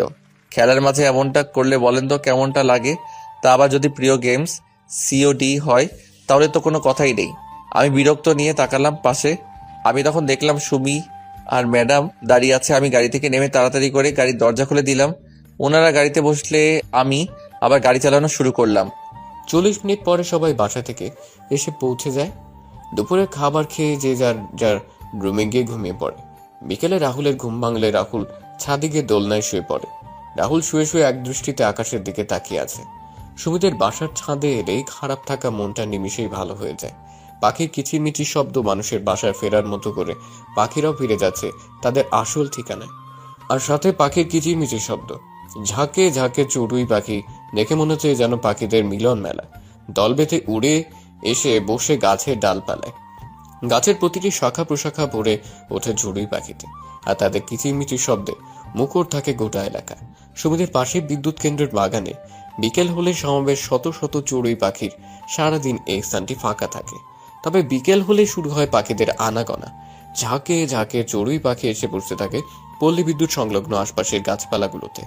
সন্ধ্যার আগ মুহূর্ত পর্যন্ত হাজার হাজার পাখি এসে জড়ো হয় এলাকাটিতে। পাখিদের কলকাকলিতে মুখর হয়ে ওঠে পুরো এলাকা। এ সময় এক অপূর্ব পরিবেশের সৃষ্টি হয়। তখনই রাহুল কারো ছাদের আসার শব্দ শুনতে পায়। তখন রাহুল তাকিয়ে দেখে সুমি আর উর্মি ছাদে আসছে। রাহুল সেটা দেখেও না দেখার ভান করে শুয়ে পড়ে। শুয়ে শুয়ে পাখিদের আনাগোনা দেখছে। তখন উর্মি সুমিকে বলে, দেখ কেমন করে শুয়ে আছে। ও শুয়ে আছে, তাতে তোর কি আপু? আমরা এখানে আসছি সেটা কি ও চোখে দেখতে পাচ্ছে না? আচ্ছা আপু, তুই আমায় একটা কথা বলবি? কি কথা বল। রাহুল কি ছোট থেকে আজ পর্যন্ত তোর সাথে কখনো খারাপ ব্যবহার করেছে? তুই রাহুলকে সবার সামনে অনেক বাজেভাবে অপমান করিস, তারপরেও রাহুল তোকে কিছু বলেছে কি? চাকর হয়ে বলবে কি? আপু ও চাকর হলে ও কিন্তু আমাদেরও মানুষ। আচ্ছা আপু, আজকে যদি রাহুল চাকর না হয়ে কোনো ধনী ছেলে হতো, আর তুই যদি রাহুলের জায়গায় থাকতি, তাহলে তুই যেভাবে রাহুলকে আঘাত করিস, তাকে অনেক বাজেভাবে সবার সামনে টিজ করিস, সেগুলো রাহুল যদি তোর সাথে করতো, তাহলে তুই কি সেগুলো সহ্য করে নিতি? আপু, আমরা যেমন কষ্ট পেলে সেগুলো সহজেই প্রকাশ করতে পারি, কিন্তু রাহুল কষ্টগুলো সহজেই প্রকাশ করতে পারে না। রাহুল তার মনের কষ্টগুলো নিজের মাঝে জমিয়ে রাখে। জানিস তো আপু, মানুষ যখন তার নিজের কষ্টগুলো কারোর সাথে শেয়ার করতে পারে না, তখন আকাশের দিকে তাকিয়ে সেই কষ্টগুলো শেয়ার করে। আপু, তারপরেও যদি তুই চাস, তাহলে আমি রাহুলকে এখান থেকে তুলে দিচ্ছি। সুমির কথাগুলো শুনে কেন জানি উর্মি মনে কিছুটা মায়া হলো রাহুলের জন্য। তখন উর্মি রাহুলের চেহারার দিকে তাকালো। আসলে রাহুলের চেহারায় কষ্টের ছাপ। তখন উর্মি মনে মনে বলে, সত্যি তো, ওর চেহারায় কষ্টের ছাপ স্পষ্ট। না, আমার ওর সাথে এমনটা করা ঠিক হয়নি। সত্যি তো, আমি কষ্ট পেলে আমার কষ্টগুলো বাবা মা বা পরিবারের সাথে শেয়ার করতে পারি, কিন্তু রাহুলের তো কোনো পরিবার নেই যে তার কষ্টগুলো কারোর সাথে শেয়ার করবে। আমার শত অপমান সহ্য করেও আমায় কোনো একটা কটু কথা বলেনি, কিন্তু রাহুলকে দেখলেই কেন জানি অনেক রাগ হয়। নিজের রাগটাকে কেন জানি কন্ট্রোল করতে পারি না। না, সামনে থেকে ওর সাথে আর এমন করব না। এইদিকে সুমি তাকিয়ে দেখতে পায় উর্মি রাহুলের দিকে তাকিয়ে আছে। তখন সুমি উর্মিকে ধাক্কা দিয়ে বলে, আচ্ছা আপু, তুই দাঁড়া, আমি রাহুলকে তুলে দিচ্ছি দোলনা থেকে।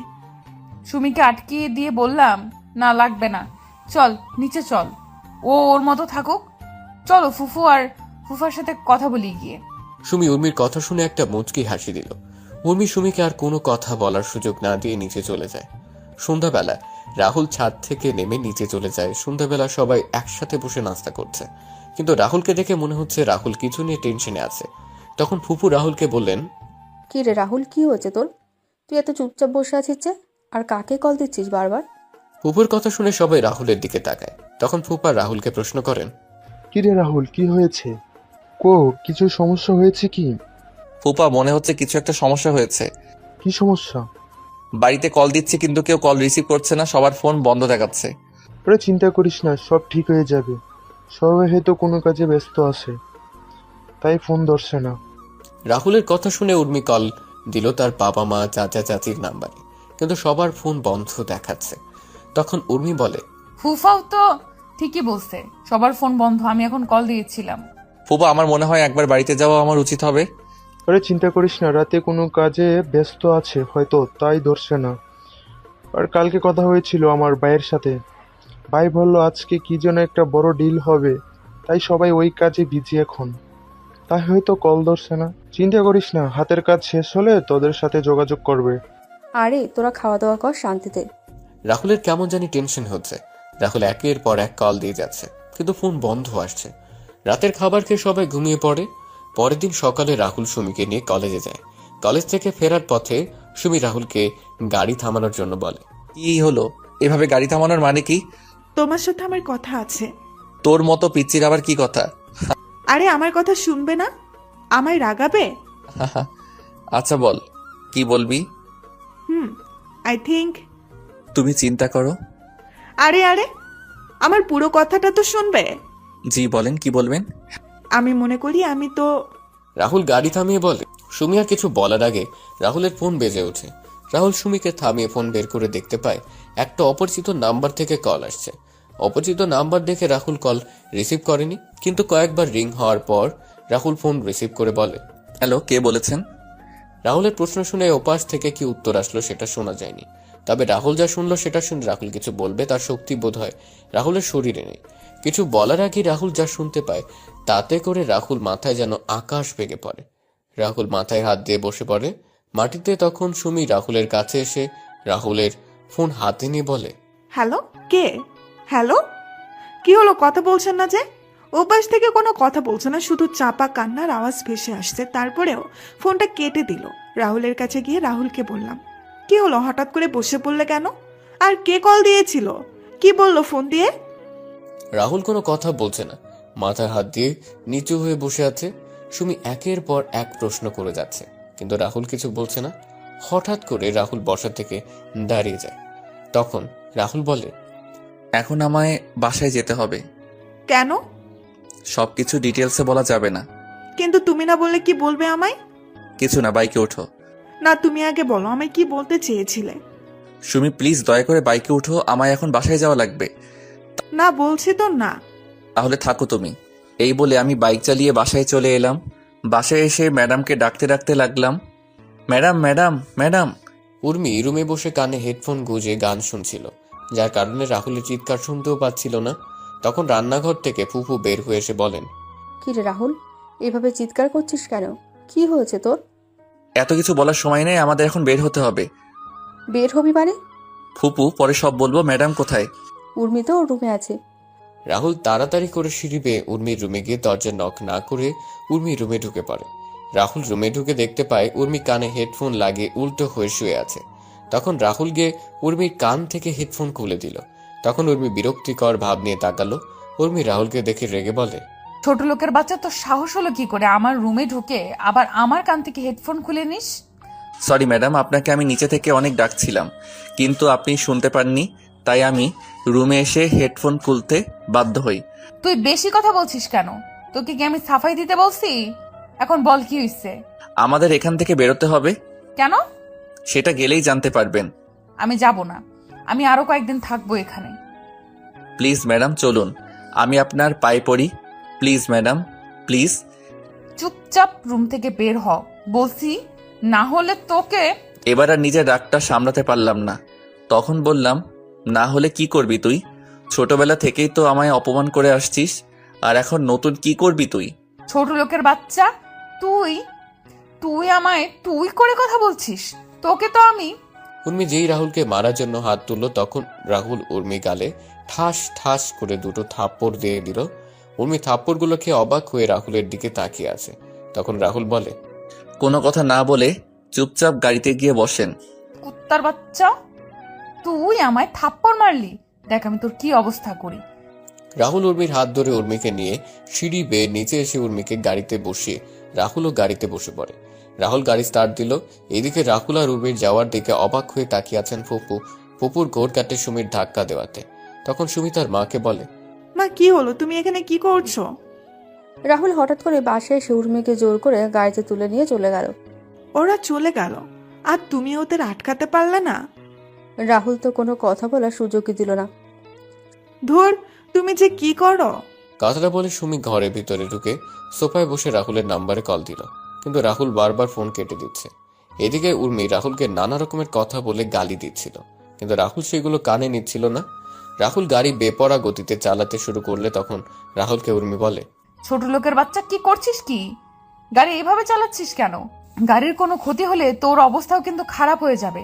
অবশ্য তোর আজকে এমন অবস্থা করব সেটা তুই কল্পনাও করতে পারবি না। আমার গায়ে হাত তোলা, তাই না? তুই বুঝবি এই উর্মি চৌধুরী কি জিনিস। উর্মি ম্যাডাম পাগলের মতো তার প্রলাপ করেই যাচ্ছেন। আমি সেদিকে মনোযোগ না দিয়ে আমি চিন্তা করছি ফোনে আসার খবরটা যেন সত্যি না হয়। আমরা বাসায় পৌঁছাতে পৌঁছাতে বোধহয় অনেক লেট করে ফেলেছি। আমরা বাসায় এসে দেখতে পেলাম সবাই বাসার বাগানে বসে আছে। আমি গাড়ি থেকে সবার কাছে গিয়ে ছোট আব্বুকে বললাম, ছোট আব্বু তোমরা এখানে? বাবারে আমাদের সবকিছু কেড়ে নিয়েছে ও। কে ছোট আব্বু? আমরা ওকে নিজের ছেলের মতো মনে করতাম, কিন্তু ও যে আমাদের পিছন দিয়ে চোরের মতো ছুরি মেরে দিল, এটা হয়তো আমাদের কপালে লেখা ছিল। ছোট আম্মু, ছোট আব্বু, চাচা চাচি, দাদিমা কান্না করছে। সবচেয়ে আমার কষ্ট লাগছে দাদিমার জন্য। দাদিমাকে এই বয়সে এইভাবে বাসার বাইরে থাকতে হবে। সবাইকে শান্ত করার চেষ্টা করছিলাম। তখন ম্যাডাম ছোট আম্মুকে বলেন, মা, তোমরা এইভাবে বাসার বাইরে কেন? আমাদের সব জিনিসপত্র বাইরে দেখছি। বাড়িতে পুলিশ অফিসার, উকিল, এসবের মানে কি? যাও তোমার ভালোবাসার মানুষকে গিয়ে সেটা জিজ্ঞেস করো। মানে? আমি তোকে আগে বলেছিলাম একে বিশ্বাস করিস না, দেখছিস তো তুই। আজকে ওর জন্য আমরা রাস্তায় নেমে এসেছি। আমি বলছি। চুপ থাক তুই। আজকে ছোট আব্বুরা কার জন্য রাস্তায় এসে নেমেছে সেটা আপনি জানেন? বলছি না চুপ। তুই কি বললি? আর কে আছে এর পেছনে? আপনার হবু স্বামী, আপনার বয়ফ্রেন্ড জয়। রাহুলের কলার চেপে ধরে বললাম, জয়কে নিয়ে একদম মিথ্যা কথা বললাম, তোকে খুন করে ফেলবো। তুই বাড়ির চাকর, বাড়ির চাকরের মতো থাকবি, আমাদের কথার মাঝে কথা বলতে আসবি না একদম। তখন জয় বাসা থেকে বের হয়ে আসে। জয় এসে উর্মিকে উদ্দেশ্য করে বলে, জানো রাহুল সত্যি বলছে এসব। রাহুলের সামনে থেকে জয়ের সামনে গিয়ে বললাম, কি বলছো কি তুমি এইসব? হ্যাঁ জানো, তুমি যা শুনেছো সেটাই সত্যি। এই বাড়ি গাড়ি সেই সম্পত্তি হাতিয়ে নেওয়ার জন্য আমি অনেক কিছু করেছি, আর ফাইনালি আমি আমার প্ল্যানে জয়ী হলাম। জয়, মজা করার সময় এটা না। আরে আমি মজা করছি না তো, আমি সিরিয়াসলি বলছি উর্মি জানেমান, এই সম্পত্তি হাতিয়ে নেওয়ার জন্য আমি তোমার সাথে ভালোবাসার নাটক করি, তোমার পিছনে কুত্তর মতো ঘুরে বেরিয়েছি। আস্তে আস্তে তোমার থেকে সকল ইনফরমেশন কালেক্ট করে তারপর আমি আমার কাজে নেমে পড়ি, আর এখন তোমরা তোমাদের বাড়ির বাইরে। Now get lost my home and get lost my life. ও হ্যাঁ, তোমায় একজনের সাথে পরিচয় করিয়ে দিতে ভুলে গেছি, একটু দাঁড়াও। Liza, Liza, meet my wife Liza. জয়ের কথাগুলো শুনে উর্মির চোখ যেন অমাবস্যার অন্ধকারে নেমে এলো। উর্মি জয়ের কলার চেপে ধরে বলে, এই কুত্তার বাচ্চা, তুই আমায় এভাবে ঠকালি কেন? জয় ঠাস ঠাস করে দুটো থাপ্পড় উর্মির গালে বসিয়ে দিয়ে বলে, তোর মতো নষ্টা আর অহংকারী মেয়েকে কাজে ব্যবহার করা যায়, কিন্তু ভালোবাসা যায় না। আর এই জয়ের রুচি এতটাও খারাপ হয়ে যায়নি যে তোর মতো একটা বাজারি মেয়েকে ভালোবাসবো। তুই ছিলি আমার দাবার চালের এক কোটি, তোকে দিয়েই আমি গেমটা জিতে নিলাম। গেম শেষ, সাথে তুইও। এখন সসম্মানে আমার বাড়ি থেকে বের হয়ে যাও, না হলে ঘাড় ধাক্কা দিয়ে বের করে দিব। রাহুল যখন সবাইকে নিয়ে চলে আসছিল তখন জয় রাহুলকে উদ্দেশ্য করে বলে, কি রে রাহুল, তুই এদের নিয়ে কোথায় যাচ্ছিস? তুই চাইলে থাকতে পারিস আমাদের সাথে, আমরা ওদের মতো এত পশু না যে তোর সাথে খারাপ ব্যবহার করব। হালকা হেসে বললাম, আমি আপনার মতো বেইমানও না যে যেই বিছানায় ঘুমাবো আবার সেই বিছানায় ভেঙেও ফেলবো। জয় সাহেব চাকর হতে পারি, তবে মালিকের সাথে কোনো সময়ই বেইমানি করব না। তবে খুব তাড়াতাড়ি দেখা হবে আপনার সাথে। জায়গা এটা থাকবে, বাড়িও এটা থাকবে, তফাৎ শুধু হবে আমি বাড়ির মালিক আর আপনি রাস্তার কুত্তা হবেন। কথাটি বলে রাহুল সবাইকে নিয়ে চলে আসে ওই বাসা থেকে। রাহুল সবাইকে নিয়ে একটা বাগানের পাশে বসে। তখন রাহুল সবাইকে উদ্দেশ্য করে বলে, ছোট আব্বু, চাচা, এসব হলো কি করে? আমরা কিছুই বলতে পারছি না। আজ সকালে হঠাৎ করে নোটিশ আসে বাসা ছেড়ে দেওয়ার জন্য, আর কালকে আমাদের হাত থেকে সব কন্ট্রাক্ট বের হয়ে যায়। যে কন্ট্রাক্টের জন্য ব্যাংক থেকে টাকা নিয়েছিলাম সেটা জমা দেওয়ার তারিখ কালকে চলে গেছে। আমি তো কখনো বিশ্বাস করতে পারি নাই জয় এমন করবে। ছোট আব্বু আর চাচা, তোমরা পুরনো কথা ভুলে যাও, আমাদেরও নতুন করে আবার শুরু করতে হবে। কিন্তু নতুন করে শুরু করতে হলে তো অনেক টাকা দরকার। সেসব চিন্তা পরে করা যাবে, আগে দাদিমাকে নিয়ে চলো ফুপাদের বাড়িতে। আর ছোট আব্বু আর চাচা, তোমরা সেখানে কয়েকটা দিন থাকতে হবে, আর আমি আবার সিলেটে ফিরে আসব। কেন? কাজ আছে ছোট আম্মু। তারপর রাহুল একটা গাড়ি ঠিক করে সবাইকে নিয়ে আবার ফুপাদের বাড়ির উদ্দেশ্যে রওনা দিল। 3 ঘন্টা পর সবাই ফুপাদের বাসায় পৌঁছে গেল। ফুপু সবাইকে দেখে তো অনেক খুশি। তারপর সবাই মিলে ভেতরে গিয়ে বসলেন, আর রাহুল তার রুমে চলে যায়। এদিকে সুমি ও রাহুলের রুমে আসে। সুমি এসে দেখতে পায় রাহুল তার জামা কাপড় সব গুছিয়ে নিচ্ছে। তখন সুমি রাহুলকে বলে, কি ব্যাপার, তুমি কাপড় গুছাচ্ছ কেন? চলে যাব তাই। মানে? যা শুনেছো সেটাই। আমি আর কোনো কথা না বলে ব্যাগ নিয়ে নিচে চলে এলাম। আমায় নিচে নামতে দেখে ছোট আব্বু বললেন, কি রে, কোথায় যাচ্ছিস তুই? কাজে। কিসের কাজে আর কোথায় যাচ্ছিস? চট্টগ্রামে যাচ্ছি। দাদু ভাই, আমাদের ছেড়ে যাবি তুই? দাদিমা, যদি তোমাদের জন্য ভালো কিছু করতে পারি তাহলে হয়তো ফিরে আসব, না হলে আসা হবে না। দাদু ভাই, কি বলছিস তুই? তোর কথার মানে কিছুই বুঝতে পারছি না আমি। কথাগুলো বলে চোখের জল মুছে নিলাম। ছোট আম্মু, তোমরা হয়তো জানো আমি কি বলছি। ভালো থেকো সবাই। আর যদি সৃষ্টিকর্তার কৃপায় হয় আর কিছু করতে পারি তাহলে হয়তো আবার দেখা হবে। দিব এক থাপ্পড়। তুই কি থেকে কি শুনেছিস আর সেটা নিয়ে এসব চিন্তা করছিস? আর এইগুলো চিকিৎসা করলে ভালো হয়ে যায়। তুই এ নিয়ে চিন্তা করিস না, তুই ভালো হয়ে যাবি একদম। হয়তোবা তার উল্টোটা হতে পারে। ছোট আব্বু, চাচা আর চাচি, তোমাদের অনেক মনে পড়বে, আর খুব তাড়াতাড়ি তোমাদের সবকিছু আশা করি ফিরিয়ে দিতে পারবো। এখন আসি আমি, ভালো থেকো সবাই। রাহুল কথাটা বলে একবার সবার দিকে তাকিয়ে হাঁটা দিল। কি যেন মনে করে আবার দাঁড়িয়ে পড়ে। রাহুল পেছন ফিরে সুমির সামনে এসে বলে, সুমি, ভালো করে পড়ালেখা করিস, তোকে অনেক বড় একজন ডাক্তার হতে হবে। আর ভালো কাউকে দেখে বিয়ে করে নিস। আর আমায় নিয়ে উল্টাপাল্টা চিন্তা করা বন্ধ কর। তোর সামনে একটা উজ্জ্বল ভবিষ্যৎ দাঁড়িয়ে আছে। ফুপু আর ফুপা তোর থেকে অনেক ভালো কিছু আশা করে। তুই তাদের সে আশাটুকু এভাবে শেষ করে দিস না। রাহুলের কথা শুনে সুমি এবার কান্না করে দিল। রাহুল যখন দুপুরে চলে যায় তখনও সুমি অনেক কান্না করেছিল। সুমি কান্না মিশ্রিত স্বরে বলে, তুমি হঠাৎ করে এ ধরনের কথা বলছো কেন? আর আমি কি বলছি তুই ভালো করে সেটা বুঝতে পারছো। আশা করি তুই আমার ইচ্ছেটা পূরণ করবি। রাহুল এবার উর্মির সামনে গিয়ে বলল, ম্যাডাম, আজকে ঘটনার জন্য আমি দুঃখিত। আমি জানি আপনার উপর এভাবে হাত তোলা আমার ঠিক হয়নি। আমি চাইলে সেই থাপ্পড়গুলো আমায় ফিরিয়ে দিতে পারেন। আমি কিছু বলবো না। উর্মি এত সময় সবার কথা শুনছিল আর সবার মুখের দিকে তাকাচ্ছিল। রাহুলের কথা শুনে রাগ হলেও কেন জানি উর্মি আজকে রাহুলের কথাগুলো শুনতে বেশ খারাপ লাগছে। তখন উর্মি বলে, যা, ক্ষমা করে দিলাম। রাহুল বেরিয়ে পড়ে বাসা থেকে। তারপর রাহুল একটা বাসে উঠে পড়ে লক্ষ্য চট্টগ্রাম যাওয়া। কিছুক্ষণ পর বাস চলা শুরু করলো চট্টগ্রামের উদ্দেশ্যে। পরের দিন সকালে বাস পৌঁছে যায় চট্টগ্রামে। রাহুল বাস থেকে নেমে একটা অফিসের উদ্দেশ্যে একটা সিএনজি নিয়ে রওনা দিল। কিছুক্ষণ সিএনজি এসে থামে একটা অফিসের সামনে। রাহুল ভাড়া মিটিয়ে অফিসের দিকে হাঁটা দিল। তখন দারোয়ান রাহুলের পথ আটকে দাঁড়ালো। দারোয়ান রাহুলকে বলে, কোথায় যাবেন আপনি? আপনার বসের সাথে দেখা করব। স্যারের সাথে দেখা করার জন্য অ্যাপয়েন্টমেন্ট নিতে হবে। না। তাহলে আজকে আপনি স্যারের সাথে দেখা করতে পারবেন না। আচ্ছা, আপনি এই কাগজটা আপনার স্যারের কাছে দিলেই উনি আমায় চিনতে পারবেন। আচ্ছা। রাহুলকে বসিয়ে রেখে দারোয়ান রাহুলের দেওয়া কাগজটা নিয়ে ভেতরে চলে গেল। দারোয়ান তার স্যারের কাছ থেকে অনুমতি নিয়ে তার রুমে প্রবেশ করে। তখন দারোয়ান তার স্যারকে উদ্দেশ্য করে বলে, স্যার, একটা লোক আপনার সাথে দেখা করতে চায়, কিন্তু উনি আচ্ছা অ্যাপয়েন্টমেন্ট নিয়ে আসেননি। চাচা, তাহলে বলে দাও আমি বিজি কিন্তু স্যার, এই কাগজটা দিয়ে বললেন এই কাগজটা দেখলে আপনি ওনাকে চিনতে পারবেন। আছি। আচ্ছা, দাও দেখি কাগজটা। কাগজটা পড়ে অফিসের বস দারোয়ানকে উদ্দেশ্য করে বলল, চাচা, কোথায় আছেন এখন রাহুল? রাহুলকে এই চিঠিটা যে দিয়ে গেছে সে কোথায় এখন? স্যার, ওনাকে আমি ওয়েটিং রুমে বসিয়ে আসছি। আচ্ছা, চলো। তারপর দারোয়ান আর বস মিলে ওয়েটিং রুমে এসে দেখতে পায় রাহুল বসে আছে। তখন বস রাহুলকে গিয়ে জড়িয়ে ধরে বলে, বন্ধু রাহুল, তুই কেমন আছিস? আমি ভালো আছি রে সুফিয়ান, তুই কেমন আছিস? ভালোই আছে। তোর এমন অবস্থা কেন? চাকরের অবস্থা কেমন হবে আর?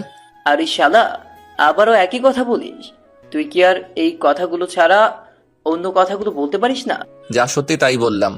চল আমার রুমে, কতদিন পরে তোর সাথে দেখা।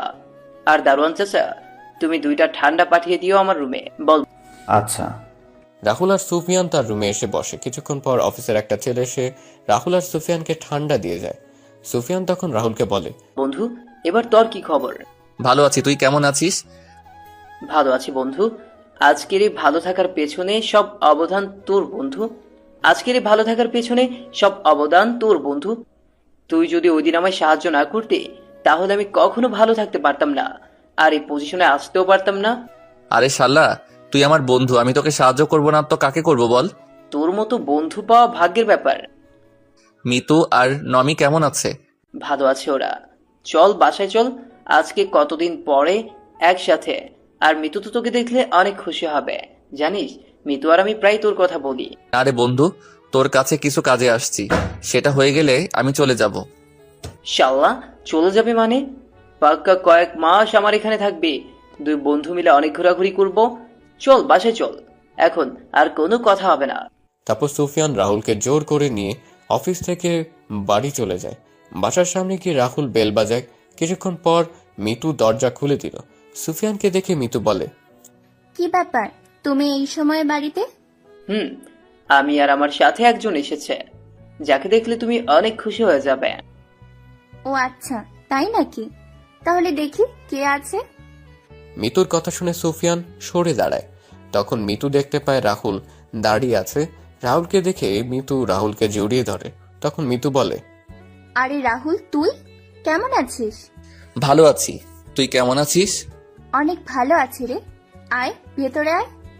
ভিতরে গিয়ে বসার পর রাহুল সুফিয়ানকে বলে, সুফিয়ান, তোর সাথে কথা ছিল, আর আমায় সিলেট ফিরতে হবে। ওই হারামি, এখন কয়েক মাস সিলেটে যাওয়া হচ্ছে না তোর। তুই এখন আমাদের সাথেই কয়েক মাস থাকবি। তা হয় না রে মিতু, আমার হাতে সময় কম, কিন্তু কাজ অনেক। আর কোনো কথা না বলে খাবার টেবিলে আয়, খাওয়া দাওয়া শেষ করে বাকি কথা হবে। রাহুল আর সুফিয়ান খাবার টেবিলে বসতেই নমি এসে রাহুলকে মামা মামা ডেকে রাহুলের কোলে উঠে যায়। রাহুল খাবার খাচ্ছে, সাথে নমিকেও খাইয়ে দিচ্ছে। মিতু আর সুফিয়ান তো অনেক খুশি রাহুলকে পেয়ে। খাওয়া দাওয়া শেষ করে রাহুল নমিকে কোলে নিয়ে সোফায় বসে, সুফিয়ানও এসে রাহুলের পাশে বসে।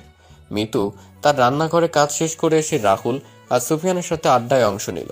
কিছুক্ষণ পর সুফিয়ান বলল, এখন বল, আগে কি বলতে চাইছিলি? আমার তোর সাহায্যের প্রয়োজন বন্ধু। অনেক ভেবেচিন্তে আমি তোর কাছে এসেছি। কি হয়েছে বলবি তো? আর ও তোকে সাহায্য করবে না, ওর ঘাড় করবে? আরে আমি মানা করেছি কি? তুমি এর মাঝে আমার ঘাড় ধরে টানাটানি শুরু করলে। আচ্ছা বল, তুই কিরকম সাহায্য চাস? শোন তাহলে, সবকিছু খুলে বললাম জয়ের কথাগুলো। ভালো হয়েছে, উর্মির সাথে এমনটাই হওয়ার কথা ছিল। উর্মি তোর সাথে যা করেছে, জয়ের করা কাজগুলো তো কিছুই না। কিন্তু কষ্ট হচ্ছে উর্মির পরিবারের সবার জন্য। ওনারা এইভাবে এই বয়সে বাড়ি ছাড়া হবেন, এর চেয়ে আর খারাপ কিছু কি হতে পারে? তো বন্ধু, এখন আমি কি করতে হবে তুই বল। এই জয়ের কাছ থেকে আমি 1 মিনিটে সবকিছু কেড়ে নিব, তুই শুধু একবার বল। আমায় কিছু টাকা দিবি তুই? ছোট আব্বুকে নতুন একটা ব্যবসায় শুরু করে দিতাম আর কি। এই ছোট ব্যবসায় দিয়ে যদি তারা আগের পর্যায়ে যেতে পারেন তাহলে তো ভালোই হয়। চিন্তা করিস না, আমি তোর সব টাকা 2 বছরের মাঝে পরিশোধ করে দিব। তোর কি মাথা খারাপ হলো রাহুল? তুই কি বলছিস এসব? আরে আজকে যা কিছু আমাদের, তাতে তো তোর অধিকার আছে। আমি ওসব চাই না রে, আমি চাই শুধু ছোট আব্বুরা যেন তাদের আগের অবস্থানে ফিরে যায়। কি? তার জন্য একটা রাস্তা আছে আমার কাছে। কি? আর 10 দিন পরে আমার অফিসে নতুন শাখা খুলছি। তুই সেই শাখার দায়িত্ব নিয়ে নে। নতুন ব্যবসা শুরু করে তুই সুবিধা করতে পারবি না, তাই তুই আমার এই ব্যবসাটার দেখাশোনা কর। আমি তো আর কয়েক মাস পরে দুবাই শিফট হয়ে যাব। আমি দুবাই চলে গেলেও আমার বিজনেসগুলো তো দেখার কেউ নেই। তুই যদি আমার বিজনেসগুলো দেখার দায়িত্ব নিয়ে নিস তাহলে আমি শান্তিতে থাকতে পারবো। কিন্তু আমার তো আর কোনো কথা না, আমরা কয়েক মাস পরে দুবাই চলে যাব। তাই আমরা এখন কয়েকদিন জমে বেশ আড্ডা দিব। আমার কথাটা তো শুনবি তোরা। আর কোনো কথা না, যা রুমে গিয়ে রেস্ট নে। রাতে বের হব সবাই মিলে। পুরোনো দিনের সেই আড্ডাগুলো আবার জমিয়ে তুলতে হবে। এদিকে রাহুল বাসা থেকে চলে আসার পর সবাই মন খারাপ করে বসে আছে। উর্মি একদিক দিয়ে ভালো লাগছে, আর অন্য দিক দিয়ে জয়ের প্রতি রাগ হচ্ছে। উর্মি যদি জয়কে সামনে পেত তাহলে তাকে খুন করে ফেলতো। উর্মি সবার দিকে তাকিয়ে উর্মি তার মাকে উদ্দেশ্য করে বলে, মা, তোমরা সামান্য একটা চাকরের জন্য মন খারাপ করে বসে আছো কেন? উর্মি, তোমাকে আমি কতদিন বলেছি যে রাহুলকে চাকর বলে সম্বোধন করবে না? চাকরকে চাকর বলবো না তো কি বলবো? মারে, এমন করে কেন বলছিস? ছেলেটা তো আমাদের পরিবারের একজন সদস্য। দেখছিস না ছেলেটা আমাদের বিপদে কিভাবে সবার আগে ঝাঁপিয়ে পড়েছে। নিজের ছেলে মেয়ে থাকলে এমন ভাবে কাজ করতো কিনা সেটা আমার সন্দেহ আছে। আরে চাচ্চু, তুমি দেখছো না চাকরের বাচ্চা আমাদের সবাইকে বিপদে ফেলে কি করে পালিয়ে গেছে? আমরা যে ওকে এত বছর খাইয়ে পরিয়ে মানুষ করলাম, তার কোনো প্রতিদান সে কোথায় দিল? সে সবার আগে নিজের কথা চিন্তা করে আমাদের সবাইকে এখানে রেখে এভাবে পালিয়ে গেছে। উর্মি, সেটা তোর ভুল ধারণা। আমার কোনো ভুল ধারণা না, ভুল ধারণা হচ্ছে তোমাদের। তোমরা ওই অনাথের বাচ্চাকে আমাদের বাড়িতে এনে এত বছর খাইয়ে এত বড় করলে, ওরা আমাদের জন্য কি করলো? আপু, তুই কি বলছিস? নিজের লিমিটের ভেতরে থেকে কথা বল। রাহুলকে নিয়ে কোনো কথা বলার অধিকার তোমার নেই। তুই একটা চাকরের জন্য আমার সাথে উঁচু গলায় কথা বলছিস? চাকরের জন্য না, তোমার ব্যবহারের জন্য বলছি। ওই চাকরকে নিয়ে কথা বলছি বলে তোর এত গায়ে লাগছে কেন? তুই আবার এই ছোট লোকটাকে ভালোবাসিস না তো আবার? হ্যাঁ, ভালোবাসি। ওই ছোট লোক, ওই চাকরকে। তোর কোনো সমস্যা? সামান্য হবে না, তুই একটা চাকরকে ভালোবাসিস? আমি একটা চাকরকে ভালোবাসি বললে তোমার এত সমস্যা? তাহলে তুমি যে একটা বাটপারকে ভালোবাসলে, তাহলে মামা আর মামির সমস্যা হয়নি? সুমি, তুই কিন্তু বেশি কথা বলছিস। তুমি কি করবে? সত্যি কথা বললে সবার গায়ে লাগে। সুমি, তোকে তো। উর্মি যখন সুমিকে মারার জন্য হাত উঠায় তখন ছোট আম্মু উর্মির হাত ধরে ধরে ফেলেন। তারপর ছোট আম্মু উর্মির গালে কষিয়ে একটা থাপ্পড় মারেন। তখন উর্মি বলে, মা, তুমি আমায় মারলে? হ্যাঁ, আমি তোকে মারলাম, এই থাপ্পড়টা তোকে অনেক আগেই মারা উচিত ছিল, তাহলে তুই এমন খারাপ বেয়াদব হয়ে উঠতি না। আমার তো মনে হয় জয় তোকে যে কথাগুলো বলেছিল সেগুলো সত্যিই বলেছে। ভাবি কি বলছো তুমি? না ভাই, ও অনেক খারাপ হয়ে গেছে। আমার মেয়ে বলে ওকে পরিচয় দিতে মনে হয় না। মা! চুপ, একদম চুপ। কার জন্য আজকে তুই দাঁড়িয়ে কথা বলছিস জানিস তুই? না, জানিস না। তুই জানবি কি করে? সারা রাত তো বাবা আর মায়ের টাকা পয়সা নষ্ট করায় ব্যস্ত থাকিস। কি বলিস কি?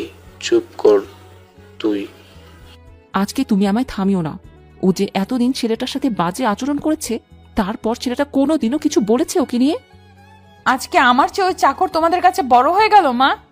হ্যাঁ, বড় হয়ে গেল, কারণ ওই ছেলের জন্য তুই এখন আমাদের সামনে দাঁড়িয়ে আছিস। ওই চাকরটা যদি না থাকতো না, তাহলে তুই 6 বছর আগে পৃথিবী থেকে বেঁচে থাকতি না। মানে?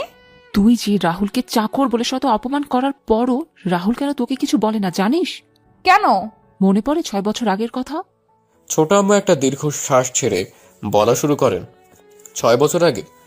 6 বছর আগে তুই কলেজ থেকে একদিন ফেরার পথে তুই অ্যাক্সিডেন্ট করিস।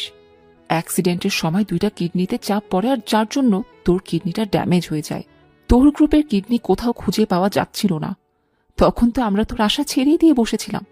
আমাদের কান্নাকাটি দেখে রাহুল একা একা ডাক্তারের সাথে গিয়ে কথা বলে। ডাক্তার রাহুলকে দেখে মানা করে দেয়, কিন্তু রাহুল ডাক্তারের পা ধরে বলে, ডাক্তার, আমার রক্ত আর উর্মির রক্তের গ্রুপ কিন্তু একই। প্লিজ আমার কিডনিগুলো নিয়ে নিন, তাহলে উর্মি বেঁচে যাবে। না, আমি পারবো না। তোমার এত কম বয়সে কিডনি ডোনেট করা বেআইনি। তাহলে আপনি একটা মায়ের কোল থেকে তার মেয়েকে এভাবে হারিয়ে যেতে দিবেন? আর তোমার মা বাবা? আমার মতো অনাথের আবার মা বাবা তো উর্মির বাবা। মানে? ডাক্তার, আমি অনাথ। উর্মির বাবা আর মা আমাকে তাদের বাসায় থাকার জায়গা দিয়েছেন। আমায় নিজের ছেলের মতো স্নেহ দিয়ে বড় করেছেন। আমায় কখনো বাবা আর মায়ের অভাব বুঝতে দেননি।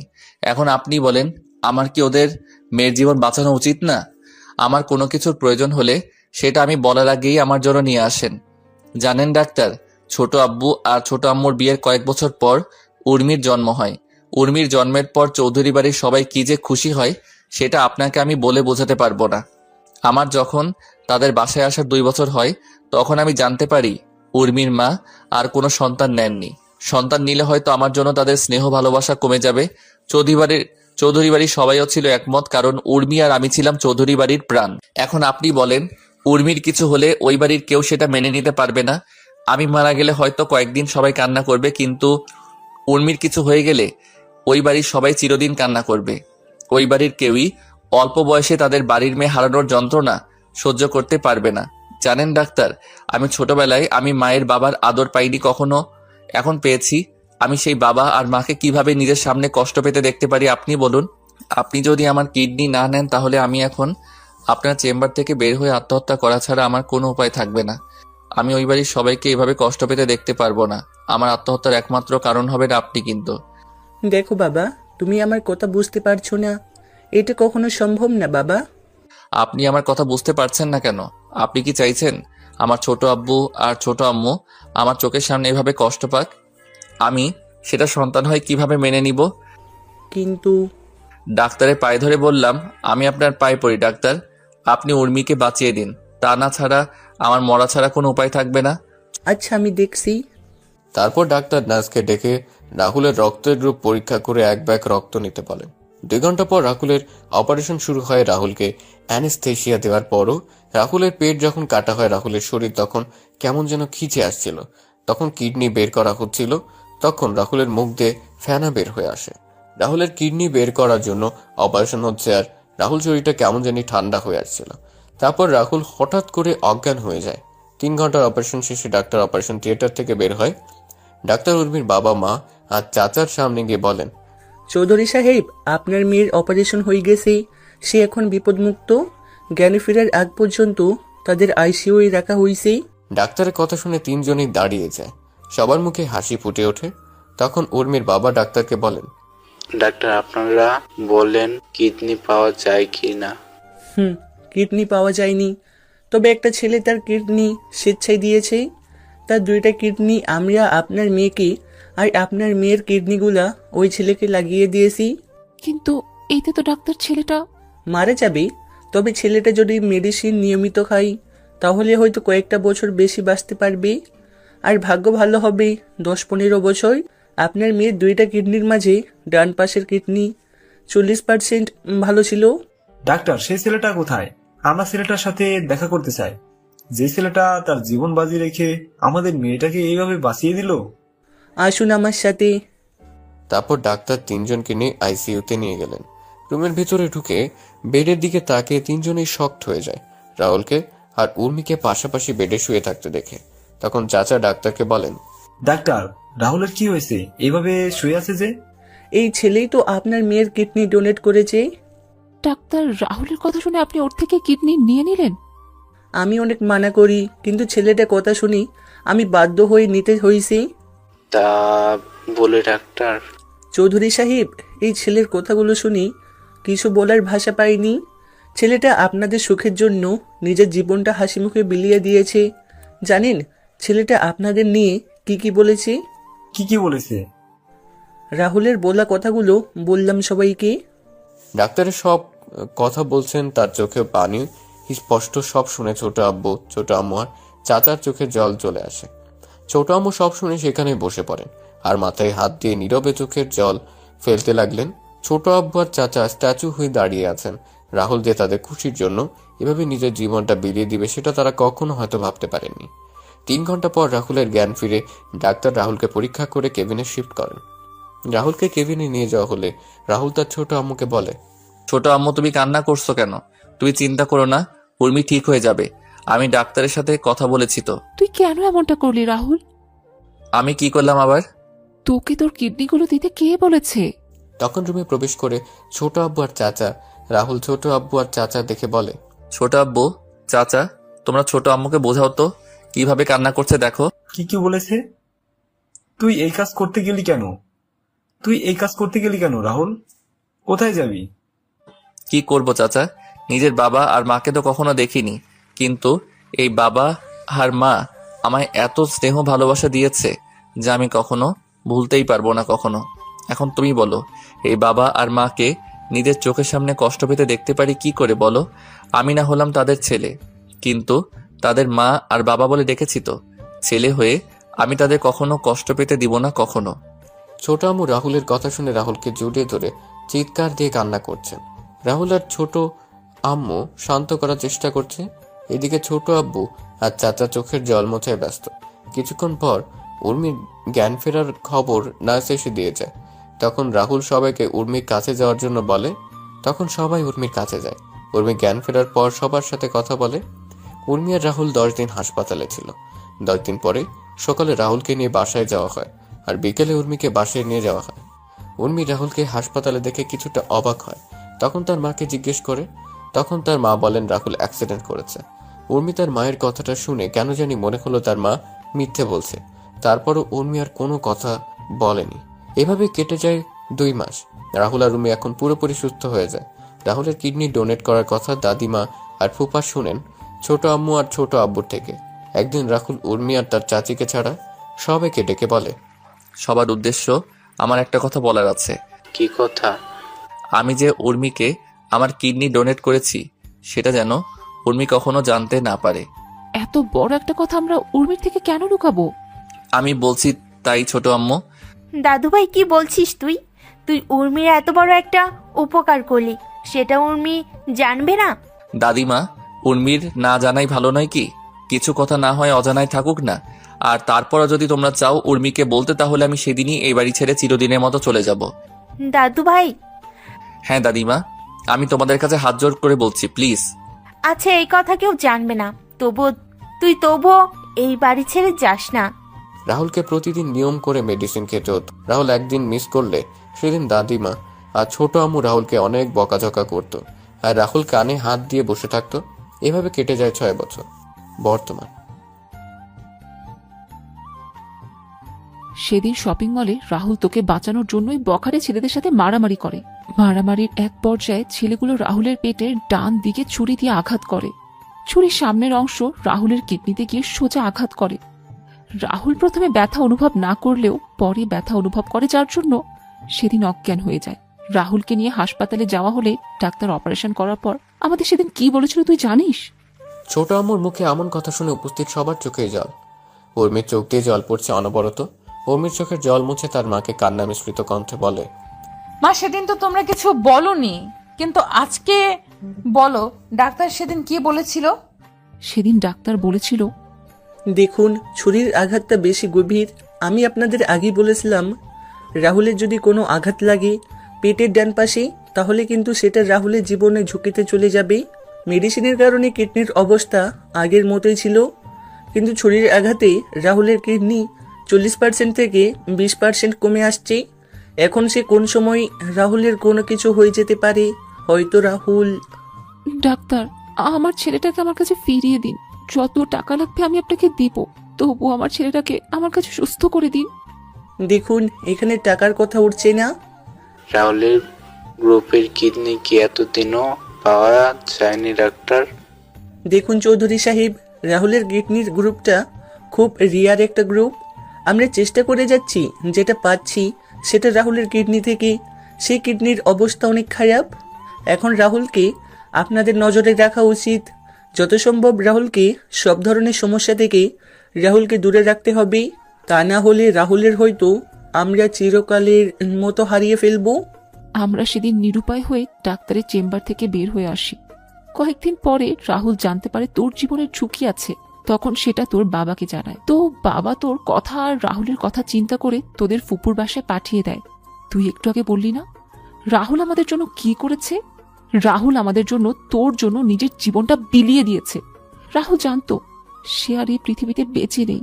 সেটা জানার পর নিজের অসুস্থ শরীর নিয়ে বেরিয়ে পড়েছে আমাদের জন্য কিছু করার জন্য। রাহুল এই বয়সে আমাদের জন্য অনেক কিছু করেছে, যা নিজের সন্তানও কখনো করবে না। জানিস তোর এত অপমান সহ্য করেও রাহুল কেন কিছু বলতো না? কেন কেন কিছু বলতো না? কারণ রাহুল ছোট থেকে তোকে পছন্দ করত, সেটা আমরা সবাই জানতাম। রাহুল সেটা আমাদের তোকে বলতে নিষেধ করে। আমরা রাহুলের কথা শুনে অনেক খুশি ছিলাম। আমরা যখন জানতে পারি তখন তুই বিদেশে চলে গেলি, আর তুই যখন দেশে ফিরে এসে বললি তুই জয়কে ভালোবাসিস, সেদিন রাহুলের চোখে জল দেখেছিলাম। আমি তখন রাহুলকে বললাম তার মনের কথা তোকে বলার জন্য। তখন রাহুল বলে, না ছোট আম্মু, উর্মি যখন অন্য কাউকে ভালোবাসে তাকে নিয়ে সে সুখী থাকুক, আমি না হয় তাকে দূর থেকে ভালোবেসে যাব। সব ভালোবাসা পূর্ণতা পায় না ছোট আম্মু। কথাগুলো বলেই ছোট আম্মু দীর্ঘ একটি নিঃশ্বাস নিলেন। সবার চোখে জল স্পষ্ট। উর্মি চিৎকার করে কান্না করছে আর ওর মাকে বলছে, মা এতদিন কেন বললে না তুমি? রাহুল আমার সামনে যখন ছিল তখন কেন বললে না? আমি রাহুলের সাথে এমন কোনো আচরণ কখনো করতাম না। রাহুল বাড়ি ছেড়ে চলে যাবে আমাদের ভয় দেখিয়েছিল। এরকম পরিস্থিতি তৈরি হবে তখন কি জানতো আমরা? তোকে কিছুই বলতাম না, কিন্তু তোর আজকের ব্যবহারের জন্য বলতে বাধ্য হলাম। জানি না ছেলেটা কোথায় আছে, কি করছে। না, আমি আমার স্বামীর কিছু হতে দিব না।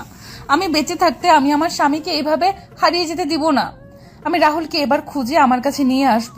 আমার করা সব কাজের জন্য ক্ষমা চাইবো। ও যদি ক্ষমা না করে তারপরও আমি ওর পায়ের কাছে পড়ে থাকবো। উর্মির কথা শুনে সবাই চোখ বড় করে উর্মির দিকে তাকায়। তখন দাদিমা উর্মিকে বলেন, দিদি ভাই তোর স্বামী মানে? দাদিমা, রাহুল আমার স্বামী। রাহুল তোর স্বামী হলে কি করে? আপু কি বলছিস তুই? তুই তো রাহুলকে সহ্য করতে পারিস না, তাহলে রাহুল তোর স্বামী হলো কি করে? এখন সব শুনে মিথ্যা বলা শুরু করে দিয়েছিস। কয়েকদিন আগে আমার আর রাহুলের বিয়ে হয়েছে পাশের এলাকার একটা মসজিদে। কি বলিস, একটু ক্লিয়ার করে বলতো উর্মি। বাবা, কয়েকদিন আগে আমরা একটা কাজে যাই, সেইখান থেকে আসতে রাত হয়ে যায়। রাস্তায় কয়েকটা বখাটে আমাদের রাস্তা আটকে দাঁড়ায়। রাহুল তখন ছেলেগুলোকে মারতে থাকে। মারামারির এক পর্যায়ে বখাটেদের সাথে তার বন্ধুরা এসে যোগ দেয়। আমরা তখন ভয়ে দৌড়ে পালাতে থাকি। উর্মি কথাগুলো বলে আবার কান্না শুরু করে। সবাই তো উর্মির কথাগুলো শুনে খুশি হয়ে যান। তখন সুমি বলে, না, এটা হতে পারে না। আমি রাহুলকে ভালোবাসি, রাহুল শুধু আমার। রাহুল আমার বিয়ে করা স্বামী। আমি রাহুলকে কোরআনকে সাক্ষী রেখে বিয়ে করেছি। রাহুল শুধু আমার। সুমি, কি হচ্ছে কি? মা, আমি রাহুলকে। চুপ করবে সুমি। উর্মি সেখান থেকে গিয়ে রাহুলের নাম্বারে কল দিল, কিন্তু রাহুলের ফোন বন্ধ। উর্মি বারবার ফোন দিচ্ছে, কিন্তু রাহুলের ফোন বারবার বন্ধ বলছে। উর্মির এবার ভয় হতে লাগলো। ভয় যেন উর্মিকে গ্রাস করে নিচ্ছে। উর্মি একটু আশা নিয়ে আবার কল দিল, কিন্তু ফোন বন্ধ। উর্মি ফোনটা হাত থেকে ছুঁড়ে মারে মেঝেতে। উর্মি মাথায় হাত দিয়ে বসে পড়ে। উর্মির মনে হতে থাকে সে কতবার রাহুলকে অপমান করেছে, আঘাত করেছে। উর্মি নিজের কাজের জন্য অনুশোচনা করছে। উর্মি তাড়াতাড়ি করে বসা থেকে দাঁড়িয়ে নিচে নেমে এসে তার মা আর বাবাকে বলে, মা বাবা, রাহুলের ফোন বন্ধ আসছে। আমি কল দিয়ে যাচ্ছি, কিন্তু ফোন বন্ধ আসছে। বাবা মা, তোমরা রাহুলকে আমার কাছে নিয়ে আসো। আমি আমার সকল কাজের জন্য আমি ক্ষমা চেয়ে নেব। আমি আর কখনো এমন আচরণ করব না ওর সাথে। উর্মি কান্না করতে করতে বসে পড়ে। দাদিমা উর্মিকে ধরে ডেকে বলেন, দিদি ভাই, চিন্তা করিস না, রাহুল দাদু ভাই খুব তাড়াতাড়ি ফিরে আসবে। বড় খোকা, ছোট কাকা আর জামাই বাবা, তোমরা রাহুলকে তাড়াতাড়ি খুঁজে বের করে নিয়ে আসো। দিদি ভাই তুই চিন্তা করিস না, দিদি ভাই তুই চিন্তা করিস না, আমি ওদের বলেছি, ওরা রাহুলকে খুঁজে নিয়ে আসবে। ছোট আব্বু, চাচা আর ফুপা রাহুলের খোঁজে বেরিয়ে পড়েন। শত চেষ্টা করেও রাহুলের খোঁজ না পেয়ে তারা অসহায়ের মতো ফিরে আসেন। উর্মিও পাগলামি শুরু করে। এদিকে রাহুল, সুফিয়ান, মিতু আর নমির সাথে বেশ আনন্দেই দিন কাটাচ্ছে। শত আনন্দের মাঝেও রাহুলের সবার কথা মনে পড়ে উর্মি কথাগুলো। রাহুল চট্টগ্রাম এসে তার ফোন থেকে পুরাতন সিম খুলে নতুন অ্যাক্টিভ করে নেয়। রাহুল ঠিক করে নেয় সে যতদিন পর্যন্ত জয়ের কাছ থেকে চৌধুরী বাড়ির সকল সম্পত্তি ফিরিয়ে না আনছে ততদিন সে কারোর সাথে যোগাযোগ করবে না। এভাবে কেটে যায় 1 মাস। সুফিয়ান, মিতু আর নমি চলে যায় দুবাই। রাহুল সিলেটের অফিসের দায়িত্ব নেয়। এদিকে উর্মি রাহুলের কোনো খোঁজ না পেয়েও হাল ছাড়েনি। উর্মি সহ বাকি সবাই রাহুলের খোঁজ এখনো করে যাচ্ছে। এভাবে কেটে যায় 5 বছর।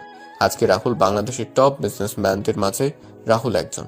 রাহুলের কাছে এখন যা টাকা পয়সা, বাড়ি গাড়ি আছে, তাতে জয়ের মতো কয়েকশো জয়কে কেনা যাবে।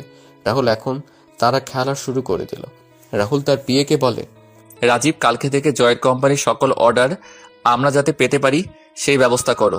স্যার আমি দেখছি বললে হবে না রাজীব, 2 মাসের ভিতরে আমি জয়কে রাস্তায় দেখতে চাই। জয়কে যারা অর্ডার দেয় তাদের একটা লিস্ট করে আমার কাছে দুপুরের আগে দাও। আমি সবার সাথে কথা বলে আমাদের তৈরি করা প্রোডাক্টের স্যাম্পল তাদের দিয়ে আসবো। স্যার আমি নিয়ে আসছি কিছুক্ষণের মধ্যে। রাজীব রুম থেকে বেরিয়ে গিয়ে লিস্ট তৈরি করতে থাকে। তখন রাহুল তার উকিলকে কল দিয়ে বলে একটা ডিভোর্স পেপার রেডি করার জন্য। উকিলের সাথে কথা বলে রাহুল ফোন কেটে দিয়ে সুফিয়ানকে কল দিল। সুফিয়ান ফোন রিসিভ করে বলে, হ্যাঁ বন্ধু বল। সকল হিসাব দেখে নিয়েছিস তো তুই?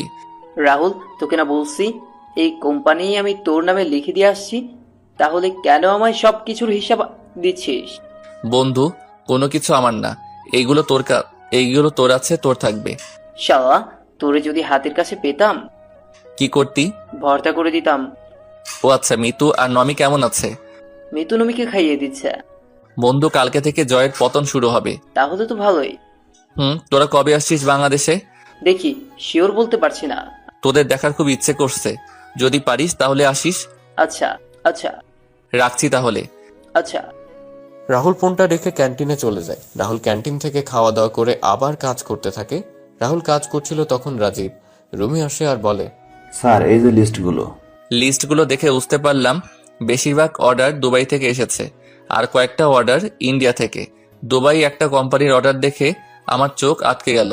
আমি ফোন নিয়ে সুফিয়ানকে কল দিলাম। সুফিয়ান ফোন রিসিভ করতেই আমি সুফিয়ানকে বললাম, তুই কি এখন ফ্রি আছিস? তোর সাথে কথা বলার জন্য আমি সবসময় ফ্রি আছি, বল কি বলবি? দুবাইয়ের একটা কোম্পানি জয়ের কোম্পানিকে 10,500 কোটি টাকার অর্ডার দিয়েছে। কি বলছিস কি তুই? এটা দেখে আমিও তো অবাক হয়ে গেছি। কোম্পানির নাম কি? আরজি কোম্পানি। কি? হ্যাঁ, আজকে রাতে তো আরজি কোম্পানির সাথে আমার মিটিং আছে। তাহলে তো ভালোই। শোন, তোকে একটা কাজ করতে হবে আমার। আমি বুঝে গেছি কি করতে হবে, তুই চিন্তা করিস না। আজকে আমি ওই কোম্পানি জয়ের সাথে চুক্তি বাতিল করে তোর সাথে চুক্তিতে যাবে। ধন্যবাদ বন্ধু। আর কোনো কোম্পানি আছে কি? বাকিটা আমি সামলে নিব বন্ধু, তুই শুধু এই কাজটা করে দে। চিন্তা করিস না, কালকে সকালে একটা মেল তোর কাছে যাবে। রাহুল ফোন কেটে অফিসের কাজ শেষ করে চলে যায় ডাক্তারের সাথে দেখা করতে। ডাক্তারের চেম্বারে গিয়ে রাহুল বলে, আচ্ছা, ডাক্তার কেমন আছেন? আরে রাহুল জি, ভালো আছি। তুমি কেমন আছো? আছি একরকম। কোনো সমস্যা হয়েছে? কয়েকটা পেইন কিলার দরকার ছিল। কেন, কি হয়েছে? ব্যথা একটু বেড়ে গেছে। আচ্ছা, আমি লিখে দিচ্ছি। আচ্ছা। রাহুল, তোমায় একটা কথা বলার ছিল। হ্যাঁ ডাক্তার, বলুন। উর্মি এই হাসপাতালে আসে আর তোমার খোঁজ করে কালকেও এসেছিল। আর কত লুকোচুরি খেলবে? এবার তো তাদের সামনে দাঁড়াতে পারো গিয়ে। সবাই তোমার আশা ছেড়ে দিলেও উর্মি তোমায় খুঁজে যাচ্ছে। মেয়েটার চেহারা কেমন যেন রুক্ষ হয়ে গেছে। উর্মির দিকে তাকালে কেমন জানি মায়া হয়। যাবো ডাক্তার, আর 2 মাস পরে আমি তাদের সামনে গিয়ে দাঁড়াবো। যত তাড়াতাড়ি পারো তাদের সাথে দেখা করো। রাহুল প্রেসক্রিপশন নিয়ে ডাক্তারের রুম থেকে বেরিয়ে এলো।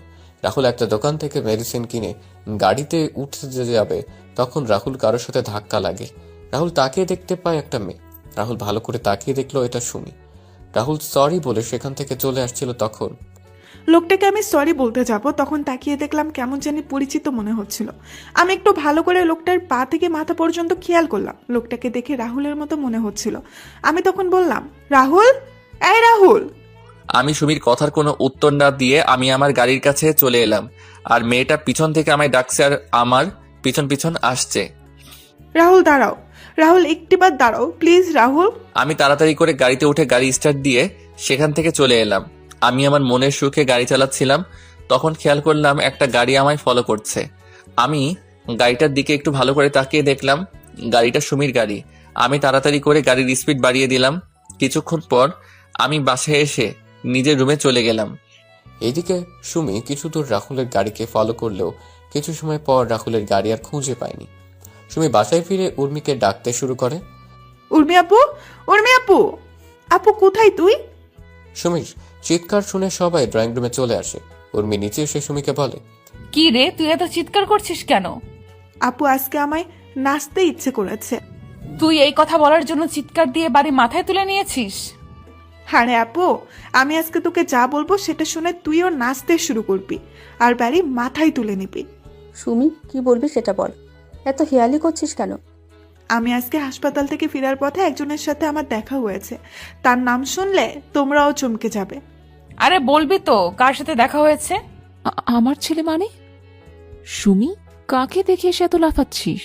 তোমার ছেলেকে দেখে বড় মামি। কাকে দেখেছিস একটু ক্লিয়ার করে বলবি? হাসপাতাল থেকে আমি ফেরার সময় দাদিমার মেডিসিন কেনার জন্য আমি একটা ফার্মেসিতে যাই। মেডিসিন কিনে আমি যখন বের হতে যাব তখন আমি রাহুলকে দেখতে পাই। কি? হ্যাঁ আপু, জানিস আমি পেছন থেকে অনেকবার ডাকলাম কিন্তু রাহুল একবারও পেছনে তাকায়নি। আমি গাড়ি নিয়ে রাহুলের গাড়ির পেছনে, কিন্তু রাহুল হয়তো সেটা বুঝতে পেরে গাড়ির স্পিড বাড়িয়ে কোথায় হারিয়ে যায়। কি বলছিস কি? আমার ছেলে এখনো? সুমি, তুই সত্যি বলছিস তো না মজা করছিস? আপু এই দেখ, আমি ফার্মেসি থেকে রাহুলের গাড়ি ওঠার ভিডিও করেছি। সবাই ভিডিওতে স্পষ্ট দেখতে পায় রাহুলকে। ভিডিওতে রাহুলকে দেখতে পেয়ে সবাই অনেক খুশি হয়, কিন্তু হঠাৎ করে সবাইকে এড়িয়ে যাওয়ার কারণটা কেউ বুঝতে পারছে না। উর্মি তো রাহুলকে আবার এই সিলেট শহরে দেখতে পারবে সেটা কখনো চিন্তাও করেনি। এদিকে রাহুল ফ্রেশ হয়ে এসে বুয়ার রান্না করে রেখে যাওয়া খাবার খেয়ে গাড়ি নিয়ে বেরিয়ে পড়ে। জয়কে অর্ডার দেওয়া কোম্পানিগুলোর মালিকদের সাথে এক এক করে দেখা করতে থাকে। অনেকেই রাহুলের তৈরি করা স্যাম্পল দেখে রাজি হয়ে যায়, আর অনেক প্রথমে রাজি না হলে রাহুল অনেক কষ্ট করে রাজি করায়। রাহুল রাতে ক্লান্ত হয়ে বাসায় ফিরে ফ্রেশ হয়ে বিছানায় শোয়া মাত্রই রাহুলের ফোন বেজে ওঠে। রাহুল ফোন হাতে নিয়ে দেখতে পায় সুফিয়ানের ফোন। রাহুল রিসিভ করতেই সুফিয়ান বলে, কি রে, ঘুমিয়ে পড়েছি? না, সবার সাথে কথা বলে রাজি করিয়ে একটু আগে বাসায় আসলাম। তোর ওই দিকের খবর কি? কাজ হয়ে গেছে, কালকে সকালে তোর সাথে কথা বলবে। ধন্যবাদ বন্ধু। তোর ধন্যবাদ তোর কাছে রাখ। তোর বউয়ের হাতের রান্না একদিন খাইয়ে দিস, তাহলেই হয়ে যাবে। বউ? বউ আমার কপালে নাই। ধুর শালা, ঘুমা, কালকে সকালে কথা হবে। আচ্ছা, শুভরাত্রি। রাহুল খাবার খেয়ে ঘুমিয়ে পড়ে। পরের দিন সকালে রাহুল ঘুম থেকে উঠে দেখতে পায় তার জিমেল অ্যাকাউন্টে একটা মেইল এসেছে। রাহুল মেইলটা পড়ে অনেক খুশি হয়। তারপর রাহুল অফিসে এসে তার পিএ রাজীবকে বলে, রাজীব, অফিসের সকল স্টাফদের 20 মিনিটের ভিতরে আমাদের মিটিং রুমে দেখতে চাই। তাদের সাথে আমার কিছু গুরুত্বপূর্ণ কথা আছে। আচ্ছা স্যার। কিছুক্ষণ রাজীব এসে রাহুলকে নিয়ে যায় মিটিং রুমে। রাহুল সবার সাথে কৌশল বিনিময় করে রাহুল সবাইকে উদ্দেশ্য করে বলে, দুবাইয়ের একটা কোম্পানি সহ আমাদের দেশের কয়েকটা কোম্পানি আমাদের তৈরি প্রোডাক্টগুলো দেখে বেশ পছন্দ করেছে। প্রত্যেক কোম্পানি প্রথম অবস্থায় 3,500 প্রোডাক্ট অর্ডার করছে, আর সময় দিয়েছে 1 মাস। আমি জানি 1 মাসে কখনো সম্ভব না, তবু আমরা সবাই একসাথে কাঁধে কাঁধ মিলিয়ে এই সুযোগটাকে কাজে লাগিয়ে প্রমাণ করে দিব আমরাও পারি। সবার বেতন ডাবল করে দিব, আর যারা ওভারটাইম কাজ করবে তারাও ওভার কাজের জন্য বোনাস পাবেন। যে করে হোক আমাদের জয় গ্রুপ ও কোম্পানিকে পথে নিয়ে আসব। আমি অফিসে জয়েন করার পর আমার কষ্টের কথাগুলো আপনার সাথে শেয়ার করেছি, কারণ আপনারা সবাই হলেন আমার আরেকটা পরিবার। এখন আপনারা যদি আমায় সহযোগিতা করেন তাহলে ওই জয়কে ওর পাপের শাস্তি দিতে পারবো। এখন বাকিটুকু আপনাদের ইচ্ছা।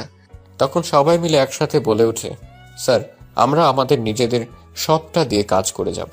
স্যার আমরা আপনার সাথে আছি সব সময় এবং থাকবো। ধন্যবাদ আপনাদের, সত্যি আমি আপনাদের কাছে কৃতজ্ঞ। আপনারা তাহলে কাজ শুরু করে দিন। এদিকে জয় জানতে পারে তার সকল অর্ডার ক্যান্সেল হয়ে গেছে এবং অর্ডারগুলো আর চৌধুরী নামে একটা কোম্পানিকে দেওয়া হয়েছে। জয় সব শুনে চিৎকার করে বলে, না না, এটা হতে পারে না। আমি যদি অর্ডারগুলো না পাই তাহলে আমায় রাস্তায় নামতে হবে। ব্যাংক থেকে নেওয়ার ঋণ যদি পরিশোধ করতে না পারি তাহলে আমার সব কিছু শেষ হয়ে যাবে। জয় যখন অফিস থেকে বের হয়ে যাবে তখন তার কোম্পানির শ্রমিকরা এসে জয়কে বলে তাদের বেতন দেওয়ার জন্য। 3 মাসের দেওয়ার জন্য আর ফ্যাক্টরি কয়েকটা মেশিন নষ্ট হয়ে গেছে। কিসের বেতন? তোদের কোনো বেতন এখন দেওয়া যাবে না। চুপচাপ গিয়ে কাজ কর, নাহলে সব কটাকে বের করে দেব। মেশিনগুলো নিজেরা ঠিক কর গিয়ে। তখন শ্রমিকরা বলে যদি বেতন না দেওয়া হয় তাহলে তারা আর চৌধুরী কোম্পানি কাজ করবে। শ্রমিকদের কথা শুনে জয়ের লোকেরা রেগে গিয়ে লাঠি হাতে শ্রমিকদের উপর হামলা করে। এইদিকে রাহুল তার অফিস থেকে সবকিছু বসে দেখছে আর হাসছে। এভাবে কেটে যায় 2 মাস। রাহুল সকল কোম্পানির অর্ডারগুলো সঠিক সময়ে পূরণ করতে পেরেছে। রাহুল তার অর্জিত টাকা থেকে তার কোম্পানির স্টাফদের ডাবল বেতন সহ বোনাস প্রদান করে কোম্পানির সবাই অনেক খুশি আজকে। এদিকে ব্যাংক জয়ের সবকিছু বাজেয়াপ্ত করে নিলামে তুলে। জয় চুপচাপ বসে আছে এক কোণে। জয় অনেক চেষ্টা করেছিল আর চৌধুরীর সাথে দেখা করার জন্য, কিন্তু পারেনি, তাই জয় বসে আছে। নিলামে জয় সম্পত্তি অনেক বিজনেসম্যান কেনার জন্য বসে আছে। নিলাম শুরু হলে একজন করে তাদের বাজেট অনুযায়ী দাম বলছে। নিলামের শেষ পর্যায়ে এসে রাহুল বলে ওঠে, 80 কোটি টাকা। 80 কোটি টাকা শুনে সবাই পেছনে তাকিয়ে দেখতে পায় রাহুলকে। সবাই অবাক হয়ে তাকিয়ে আছে। তখন নিলাম কর্মী মাইকে ঘোষণা করে জয় সম্পত্তি 80 কোটি টাকায় বিক্রি করে দেন। রাহুল টাকা পরিশোধ করে কাগজ বুঝে নিয়ে যখন চলে যাবে তখন জয় রাহুলের সামনে এসে বলে, কে তুই? 40 কোটি টাকার সম্পত্তি তুই 80 কোটি টাকা দিয়ে কিনে নিলি? তখন রাজীব পাশ থেকে বলে ওঠে, উনি হচ্ছেন বাংলাদেশের টপ বিজনেসম্যান রাহুল চৌধুরী। কি? তার মানে তুই আমায় এইভাবে রাস্তায় নামিয়ে নিয়ে এসেছিস? রাস্তার কুত্তাকে তো রাস্তাতেই সুন্দর বানায়। তুই কি বললি? তুই যেভাবে আমার ছোট আব্বুর কাছ থেকে ওনার সম্পত্তি হাতিয়ে নিয়েছিলি ঠিক তেমনি আমি সেই সম্পত্তিগুলো তোর কাছ থেকে নিয়ে নিলাম। আমি অবশ্য তোর মতো বেইমানি করে নেইনি, আমি লিগেলি নিয়েছি সব। ছোট আব্বু মানে? আর কে তুই? তোকে তো চেনা চেনা মনে হচ্ছে। মনে আছে এই বাড়িতে এই জায়গায় দাঁড়িয়ে তোকে আমি কি বলেছিলাম? কি বলেছিলি? জায়গা এটা থাকবে, বাড়িও এটা থাকবে, তফাৎ শুধু হবে আমি বাড়ির মালিক আর আপনি রাস্তার কুত্তা হবেন। রাহুল তুই? যাক, চিনতে পেরেছেন তাহলে। কিন্তু কি করে তুই? চৌধুরী বাড়ির চাকর যখন টপ বিজনেসম্যান, এটা বিশ্বাস হচ্ছে না। জানেন তো, ইচ্ছেটা যদি পবিত্র হয় তাহলে সৃষ্টিকর্তা কাউকে কখনো নিরাশ করেন না। আমার ইচ্ছেটা ছিল পবিত্র, তাই তো আমি বাংলাদেশের টপ বিজনেসম্যান। আপনাকে আপনার শ্বশুর বাড়ি নিয়ে যাওয়ার জন্য বাইরে আপনার শালা আর সম্বন্ধীরা অপেক্ষা করছে। আজকে আসি তাহলে। এদিকে সবাই নিউজে দেখছে কোন এক আর চৌধুরী 80 কোটি টাকা দিয়ে দেউলিয়া জয়ের সমস্ত সম্পত্তি কিনে নিয়েছে। এই নিউজ দেখে সবার মনে হাসি ফুটে ওঠে। তখন দাদিমা বলেন, দেখেছো তোমরা সৃষ্টিকর্তা কিভাবে শয়তানকে শাস্তি দিয়েছে? আমি বলেছিলাম না, জয় তার পাপের শাস্তি একদিন ঠিকই পাবে। হ্যাঁ মা, সৃষ্টিকর্তা আপনার কথা শুনেছেন। এখন শুধু আমার ছেলেটাকে আমার কাছে যেন ফিরিয়ে দেন, সেটাই সৃষ্টিকর্তার কাছে চাই। এদিকে রাহুল গাড়িতে এসে রাজীব আর ড্রাইভারকে বিদায় দিয়ে রাহুল নিজে গাড়ি ড্রাইভ করা শুরু করে। রাহুল চিন্তা করছে ওই বাড়ির সবাই যখন জানতে পারবে তারা তাদের হারানো সবকিছু ফিরে পেয়েছে তখন তারা কতটা খুশি হবে। রাহুল কোর্টে এসে ডিভোর্সের কাগজটা নিয়ে ফুপুদের বাসার উদ্দেশ্যে রওনা দিল। হঠাৎ করে রাহুলের পেটের ডান পাশে ব্যথা শুরু হয়, সাথে রাহুলের মুখ দিয়ে রক্ত পড়া শুরু হয়। রাহুল গাড়ি থামিয়ে গাড়ি থেকে নেমে জল দিয়ে মুখ ধুয়ে একটা পেইন কিলার খেয়ে নেয়। রাহুল গাড়িতে এসে আবার গাড়ি চালানো শুরু করে, কিন্তু ব্যথাটা যেন কমছে না। রাহুল ফুফাদের বাসায় এসে পৌঁছতে সন্ধ্যা হয়ে যায়। রাহুল বাসার কাছে এসে বেল বাজায়। কিছুক্ষণ পর রাহুলের ফুফু এসে দরজা খুলে দিলেন। রাহুলকে দেখে তো ফুফু অবাক হয়ে যান। ফুফু রাহুলকে জড়িয়ে ধরে কান্না করে দিলেন। রাহুল ফুপুকে শান্ত করে তখন ফুফু রাহুলকে বলেন, রাহুল কেমন আছিস তুই? এতদিন পরে আমাদের কথা মনে পড়লো তোর? মনে পড়তো, কিন্তু কাজের জন্য আসতে পারিনি। তুমি কেমন আছো ফুপু? এতদিন ভালো ছিলাম না, এখন থেকে ভালো থাকবো। আর জয়কে রাস্তায় না নামিয়ে আসতাম কি করে বলো তুমি? মানে? বাকি সবাই কোথায় ফুপু? সবাই বাসায় আছে, তুই দাঁড়া, আমি ডাকছি সবাইকে। ভাইয়া, ভাবি, মা, উর্মি, সুমি কোথায় তোমরা? তাড়াতাড়ি নিচে আসো, দেখে যাও কে আসছে। ফুফুর আওয়াজ শুনে সবাই নিচে আসে। নিচে এসে সবাই রাহুলকে দেখে তো অবাক। ছোট আম্মু রাহুলকে জড়িয়ে ধরে কান্না শুরু করে দিলেন। রাহুল ছোট আম্মুকে জড়িয়ে ধরে আছে। উর্মি রাহুলকে দেখে উর্মির মুখে ফুটে উঠে এক তৃপ্তির হাসি। তখন দাদিমা রাহুলকে ধরে কান্না করে বলেন, দাদু ভাই, এতদিন পরে আমাদের কথা মনে পড়লো তোর? এবার হয়তো মরতে পারবো শান্তিতে। সৃষ্টিকর্তা হয়তো তোকে দেখা পাওয়ার জন্যই আমায় এতদিন বাঁচিয়ে রেখেছিলেন। আমি দাদিমাকে জড়িয়ে ধরে বললাম, কি করব? তোমাদের সাথে জয় যা করেছে সেটার প্রতিশোধ নিতে হবে না? জয়ের থেকে সবকিছু ফিরিয়ে আনার জন্যই তো আমি এতদিন ধরে আমি আসতে পারিনি। তবে আজকে জয়ের থেকে সবকিছু ফিরিয়ে নিয়ে আসছি।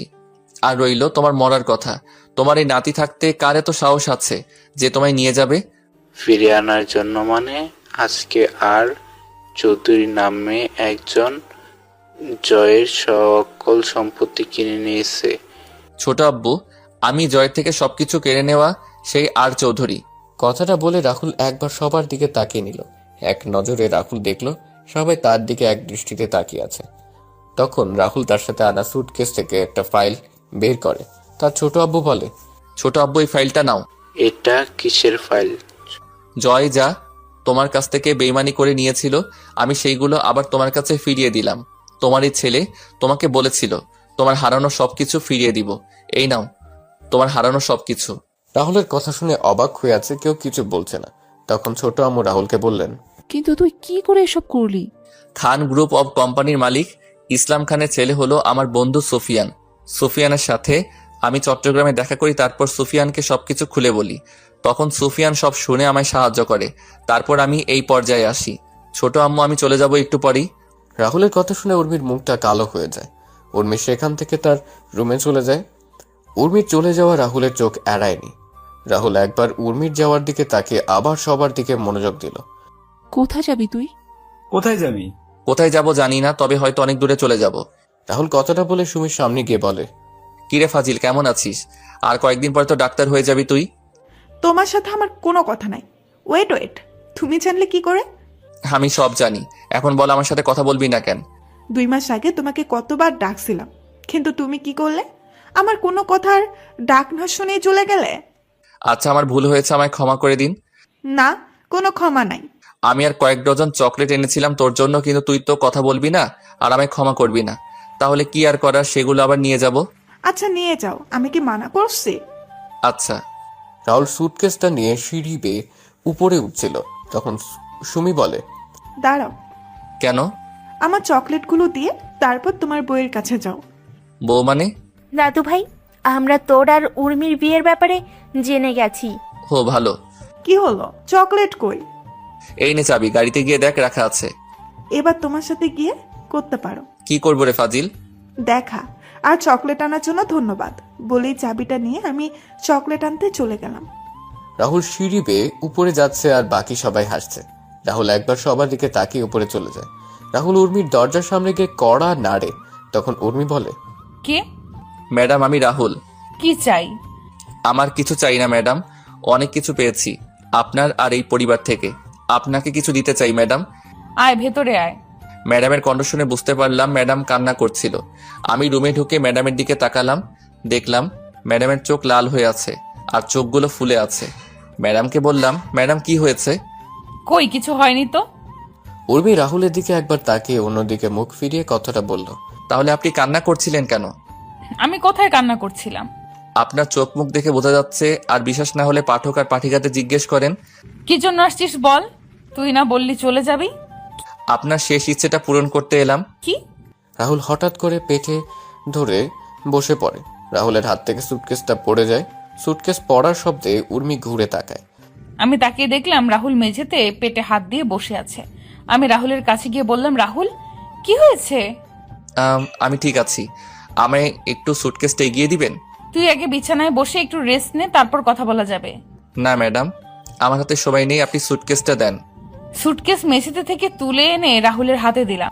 সুটকেস থেকে ডিভোর্স পেপারটা বের করে আমি সাইন করে দিয়ে ম্যাডামের দিকে কাগজটা দিয়ে বললাম, ম্যাডাম এই কাগজটার জন্য আপনি হয়তো 5 বছর 2 মাস অপেক্ষা করেছেন। এত বছর অপেক্ষা করানোর জন্য আমি সত্যি দুঃখিত ম্যাডাম। ডিভোর্স পেপারে রাহুল সাইন করছে দেখে উর্মির চোখের কোণে জল চিকচিক করছে। যে কোনো সময় হয়তো জল গড়িয়ে পড়বে।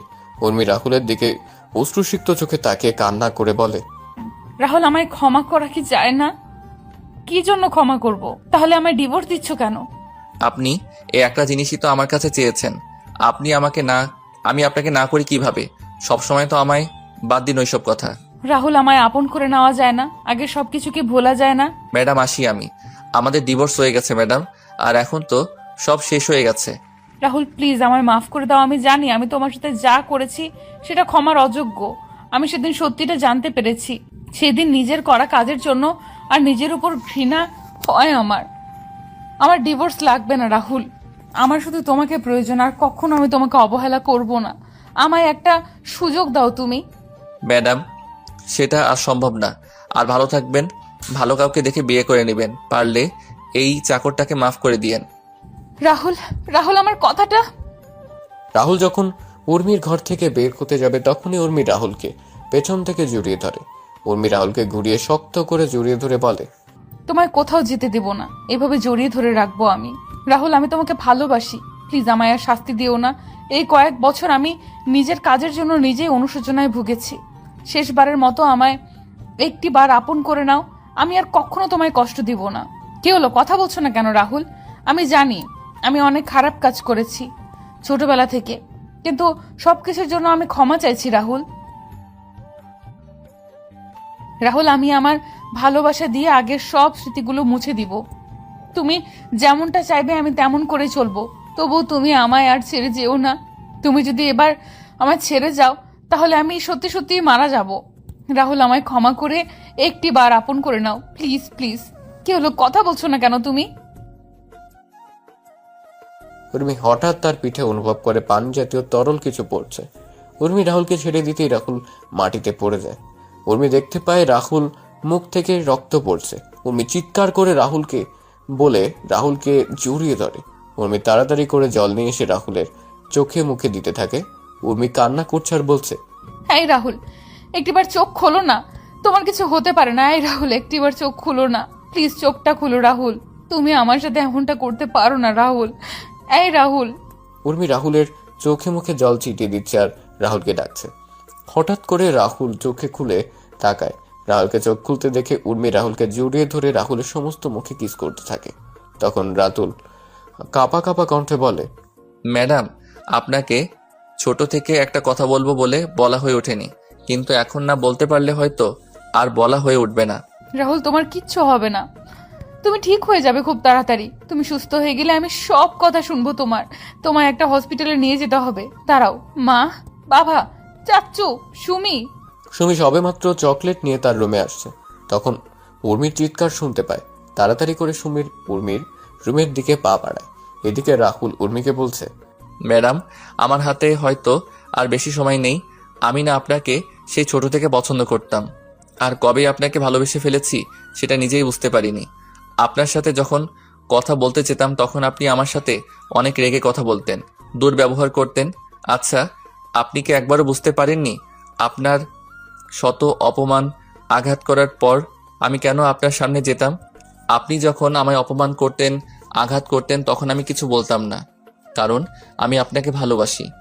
আপনার এমন আচরণে আমি অনেক কষ্ট পেতাম, কিন্তু সেগুলো প্রকাশ করতাম না। আচ্ছা ম্যাডাম, আমি চাকর বলি কি আপনার ভালোবাসা পাওয়ার অযোগ্য? সত্যি কি আপনি বুঝতে পারেননি আমার ভালোবাসা? রাহুল কথাগুলো বলছিল আর চোখ দিয়ে জল পড়ছিল। রাহুলের চোখগুলো ঝাপসা হয়ে আসছে। উর্মি রাহুলকে জড়িয়ে ধরে কান্না করে বলে, ভালোবাসি তো আমি তোমায়, অনেক ভালোবাসি Rahul. I love you Rahul, love you very much. চোখগুলো বন্ধ হয়ে আসছে। আমি ম্যাডামের দিকে তাকিয়ে আছি, তখন ম্যাডাম আবার বলেন, এই রাহুল, কথা বলো না। ভালোবাসি তো আমি তোকে। তুই শুনতে পারছিস না? আমায় ক্ষমা করে দিয়ে আপন করে নিবি না? বল। আরে ম্যাডাম আপনি কি করছেন? আমার জন্য আপনাকে কান্না করার শোভা পায় না। দেখুন না ম্যাডাম, এই পৃথিবীতে এসেছিলাম অনাথ হয়ে, এখন যাচ্ছি অনাথ হয়ে, আর ক্ষমা তো আপনার কাছে চাওয়া উচিত আমার। আচ্ছা আমি আসি এবার ম্যাডাম। তখন সুমি রুমে এসে দেখতে পায় উর্মি মাটিতে বসে রাহুলকে জড়িয়ে ধরে কান্না করছে। তখন সুমি বলে, আপু, রাহুলের কি হয়েছে? এই অবস্থা কেন? জানি না, হঠাৎ করে পেটে হাত দিয়ে বসে পড়ে আর মুখ দিয়ে রক্ত বের হচ্ছে। তুই তো ডাক্তার, একটু দেখ না বোন। আপু, রাহুলকে তাড়াতাড়ি করে হাসপাতালে নিয়ে যেতে হবে। আমার কিছু হয়নি, আমি ঠিক আছি। আমায় নিয়ে শুধু শুধু টেনশন করো না, আমায় একটু সাহায্য করো যাতে আমি দাঁড়াতে পারি। এই বলে রাহুল অনেক কষ্টে উঠে দাঁড়ায়। রাহুল যখন উর্মির রুম থেকে বের হতে যাবে তখন রাহুল আবার পেটে হাত দিয়ে বসে পড়ে। উর্মি দেখতে পেল রাহুল আবার বসে পড়ে আর রাহুলের মুখ দিয়ে রক্ত পড়ছে। এবার উর্মি আর সুমি চিৎকার করে বলে, ও মা, রাহুল! রাহুলকে জড়িয়ে ধরলাম। রাহুল, কি হয়েছে তোমার? খুব কষ্ট হচ্ছে কি তোমার? কথা বলো না রাহুল। না বাবা, মামা মামি তাড়াতাড়ি উপরে আসো। উর্মি আর নিজেকে সামলাতে পারল না। উর্মি এবার জোরে তার বাবা মাকে ডাকতে লাগলো, মা, বাবা, মা, বাবা। উর্মি আর সুমির চিৎকার শুনে নিচে থেকে সবাই উর্মির রুমে চলে আসে। সবাই দেখতে পায় উর্মি রাহুলকে জড়িয়ে ধরে কান্না করছে আর রাহুলকে ডাকছে, কিন্তু রাহুল নিশ্চুপ। তারপর সবাই মিলে রাহুলকে নিয়ে হাসপাতালে চলে গেল। রাহুলকে তাড়াতাড়ি করে অপারেশন থিয়েটারে নেওয়া হয়। এদিকে অপারেশন থিয়েটারে বাইরে সবাই বসে কান্না করছে। ভিতরে রাহুলের অপারেশন চলছে। হঠাৎ ডাক্তার খেয়াল করেন রাহুল নিঃশ্বাস চলছে না। রাহুলের বুকে চাপ দিয়ে চেষ্টা করা হলো, কিন্তু ডাক্তাররা ব্যর্থ হলেন। ডাক্তার রাহুলের মুখ থেকে অক্সিজেনের মাস্ক খুলে নিলেন। বন্ধ হয়ে গেল রাহুল শ্বাস প্রশ্বাস চিরকালের জন্য। রাহুল চলে গেল এই পৃথিবীর মায়াজাল বেঁধে করে পরপার যাত্রায়। অপারেশন থিয়েটারে সবাই এক দৃষ্টিতে তাকিয়ে আছে রাহুলের প্রাণহীন দেহটার দিকে। তখন ডাক্তার নার্সকে বললেন, ডেড বডিটাকে বাহিরে নিয়ে যাও। আপনারা ঠিকই শুনেছেন, মানুষের প্রাণহীন দেহটাকে ডাক্তারদের ভাষায় ডেড বডি বা লাশ বলে। ডাক্তারের কথায় নার্স ডেড বডিটার উপর সাদা চাদর জড়িয়ে স্ট্রেচারে করে ঠেলতে ঠেলতে অপারেশন থিয়েটার থেকে বের করে উর্মিদের সামনে রেখে চলে যায়। সাদা চাদরে জড়ানো ডেড বডিটা দেখে সবার যেন প্রাণটা বেরিয়ে যাবার উপক্রম হলো। উর্মি কাঁপা কাঁপা হাতে সাদা চাদর সরিয়ে দেখতে পায় রাহুল খুব সুন্দর করে ঘুমিয়ে আছে। রাহুলকে ঘুমন্ত অবস্থায় দেখতে কি সুন্দর লাগছে। উর্মি রাহুলকে জড়িয়ে ধরে কান্না করছে। মনে হচ্ছে সে রাহুলকে তার ভেতরে লুকিয়ে রাখবে, তার থেকে তার রাহুলকে কেউ কেড়ে নিতে পারবে না। ছোট আম্মু, দাদিমা, সুমি, ফুপু আর উর্মির কান্নার আওয়াজ হাসপাতাল জুড়ে বিরাজ করছে এক বিষণ্ণতার সুর। ছোট আব্বু, চাচা, ফুপা নীরবে চোখের জল ফেলছেন।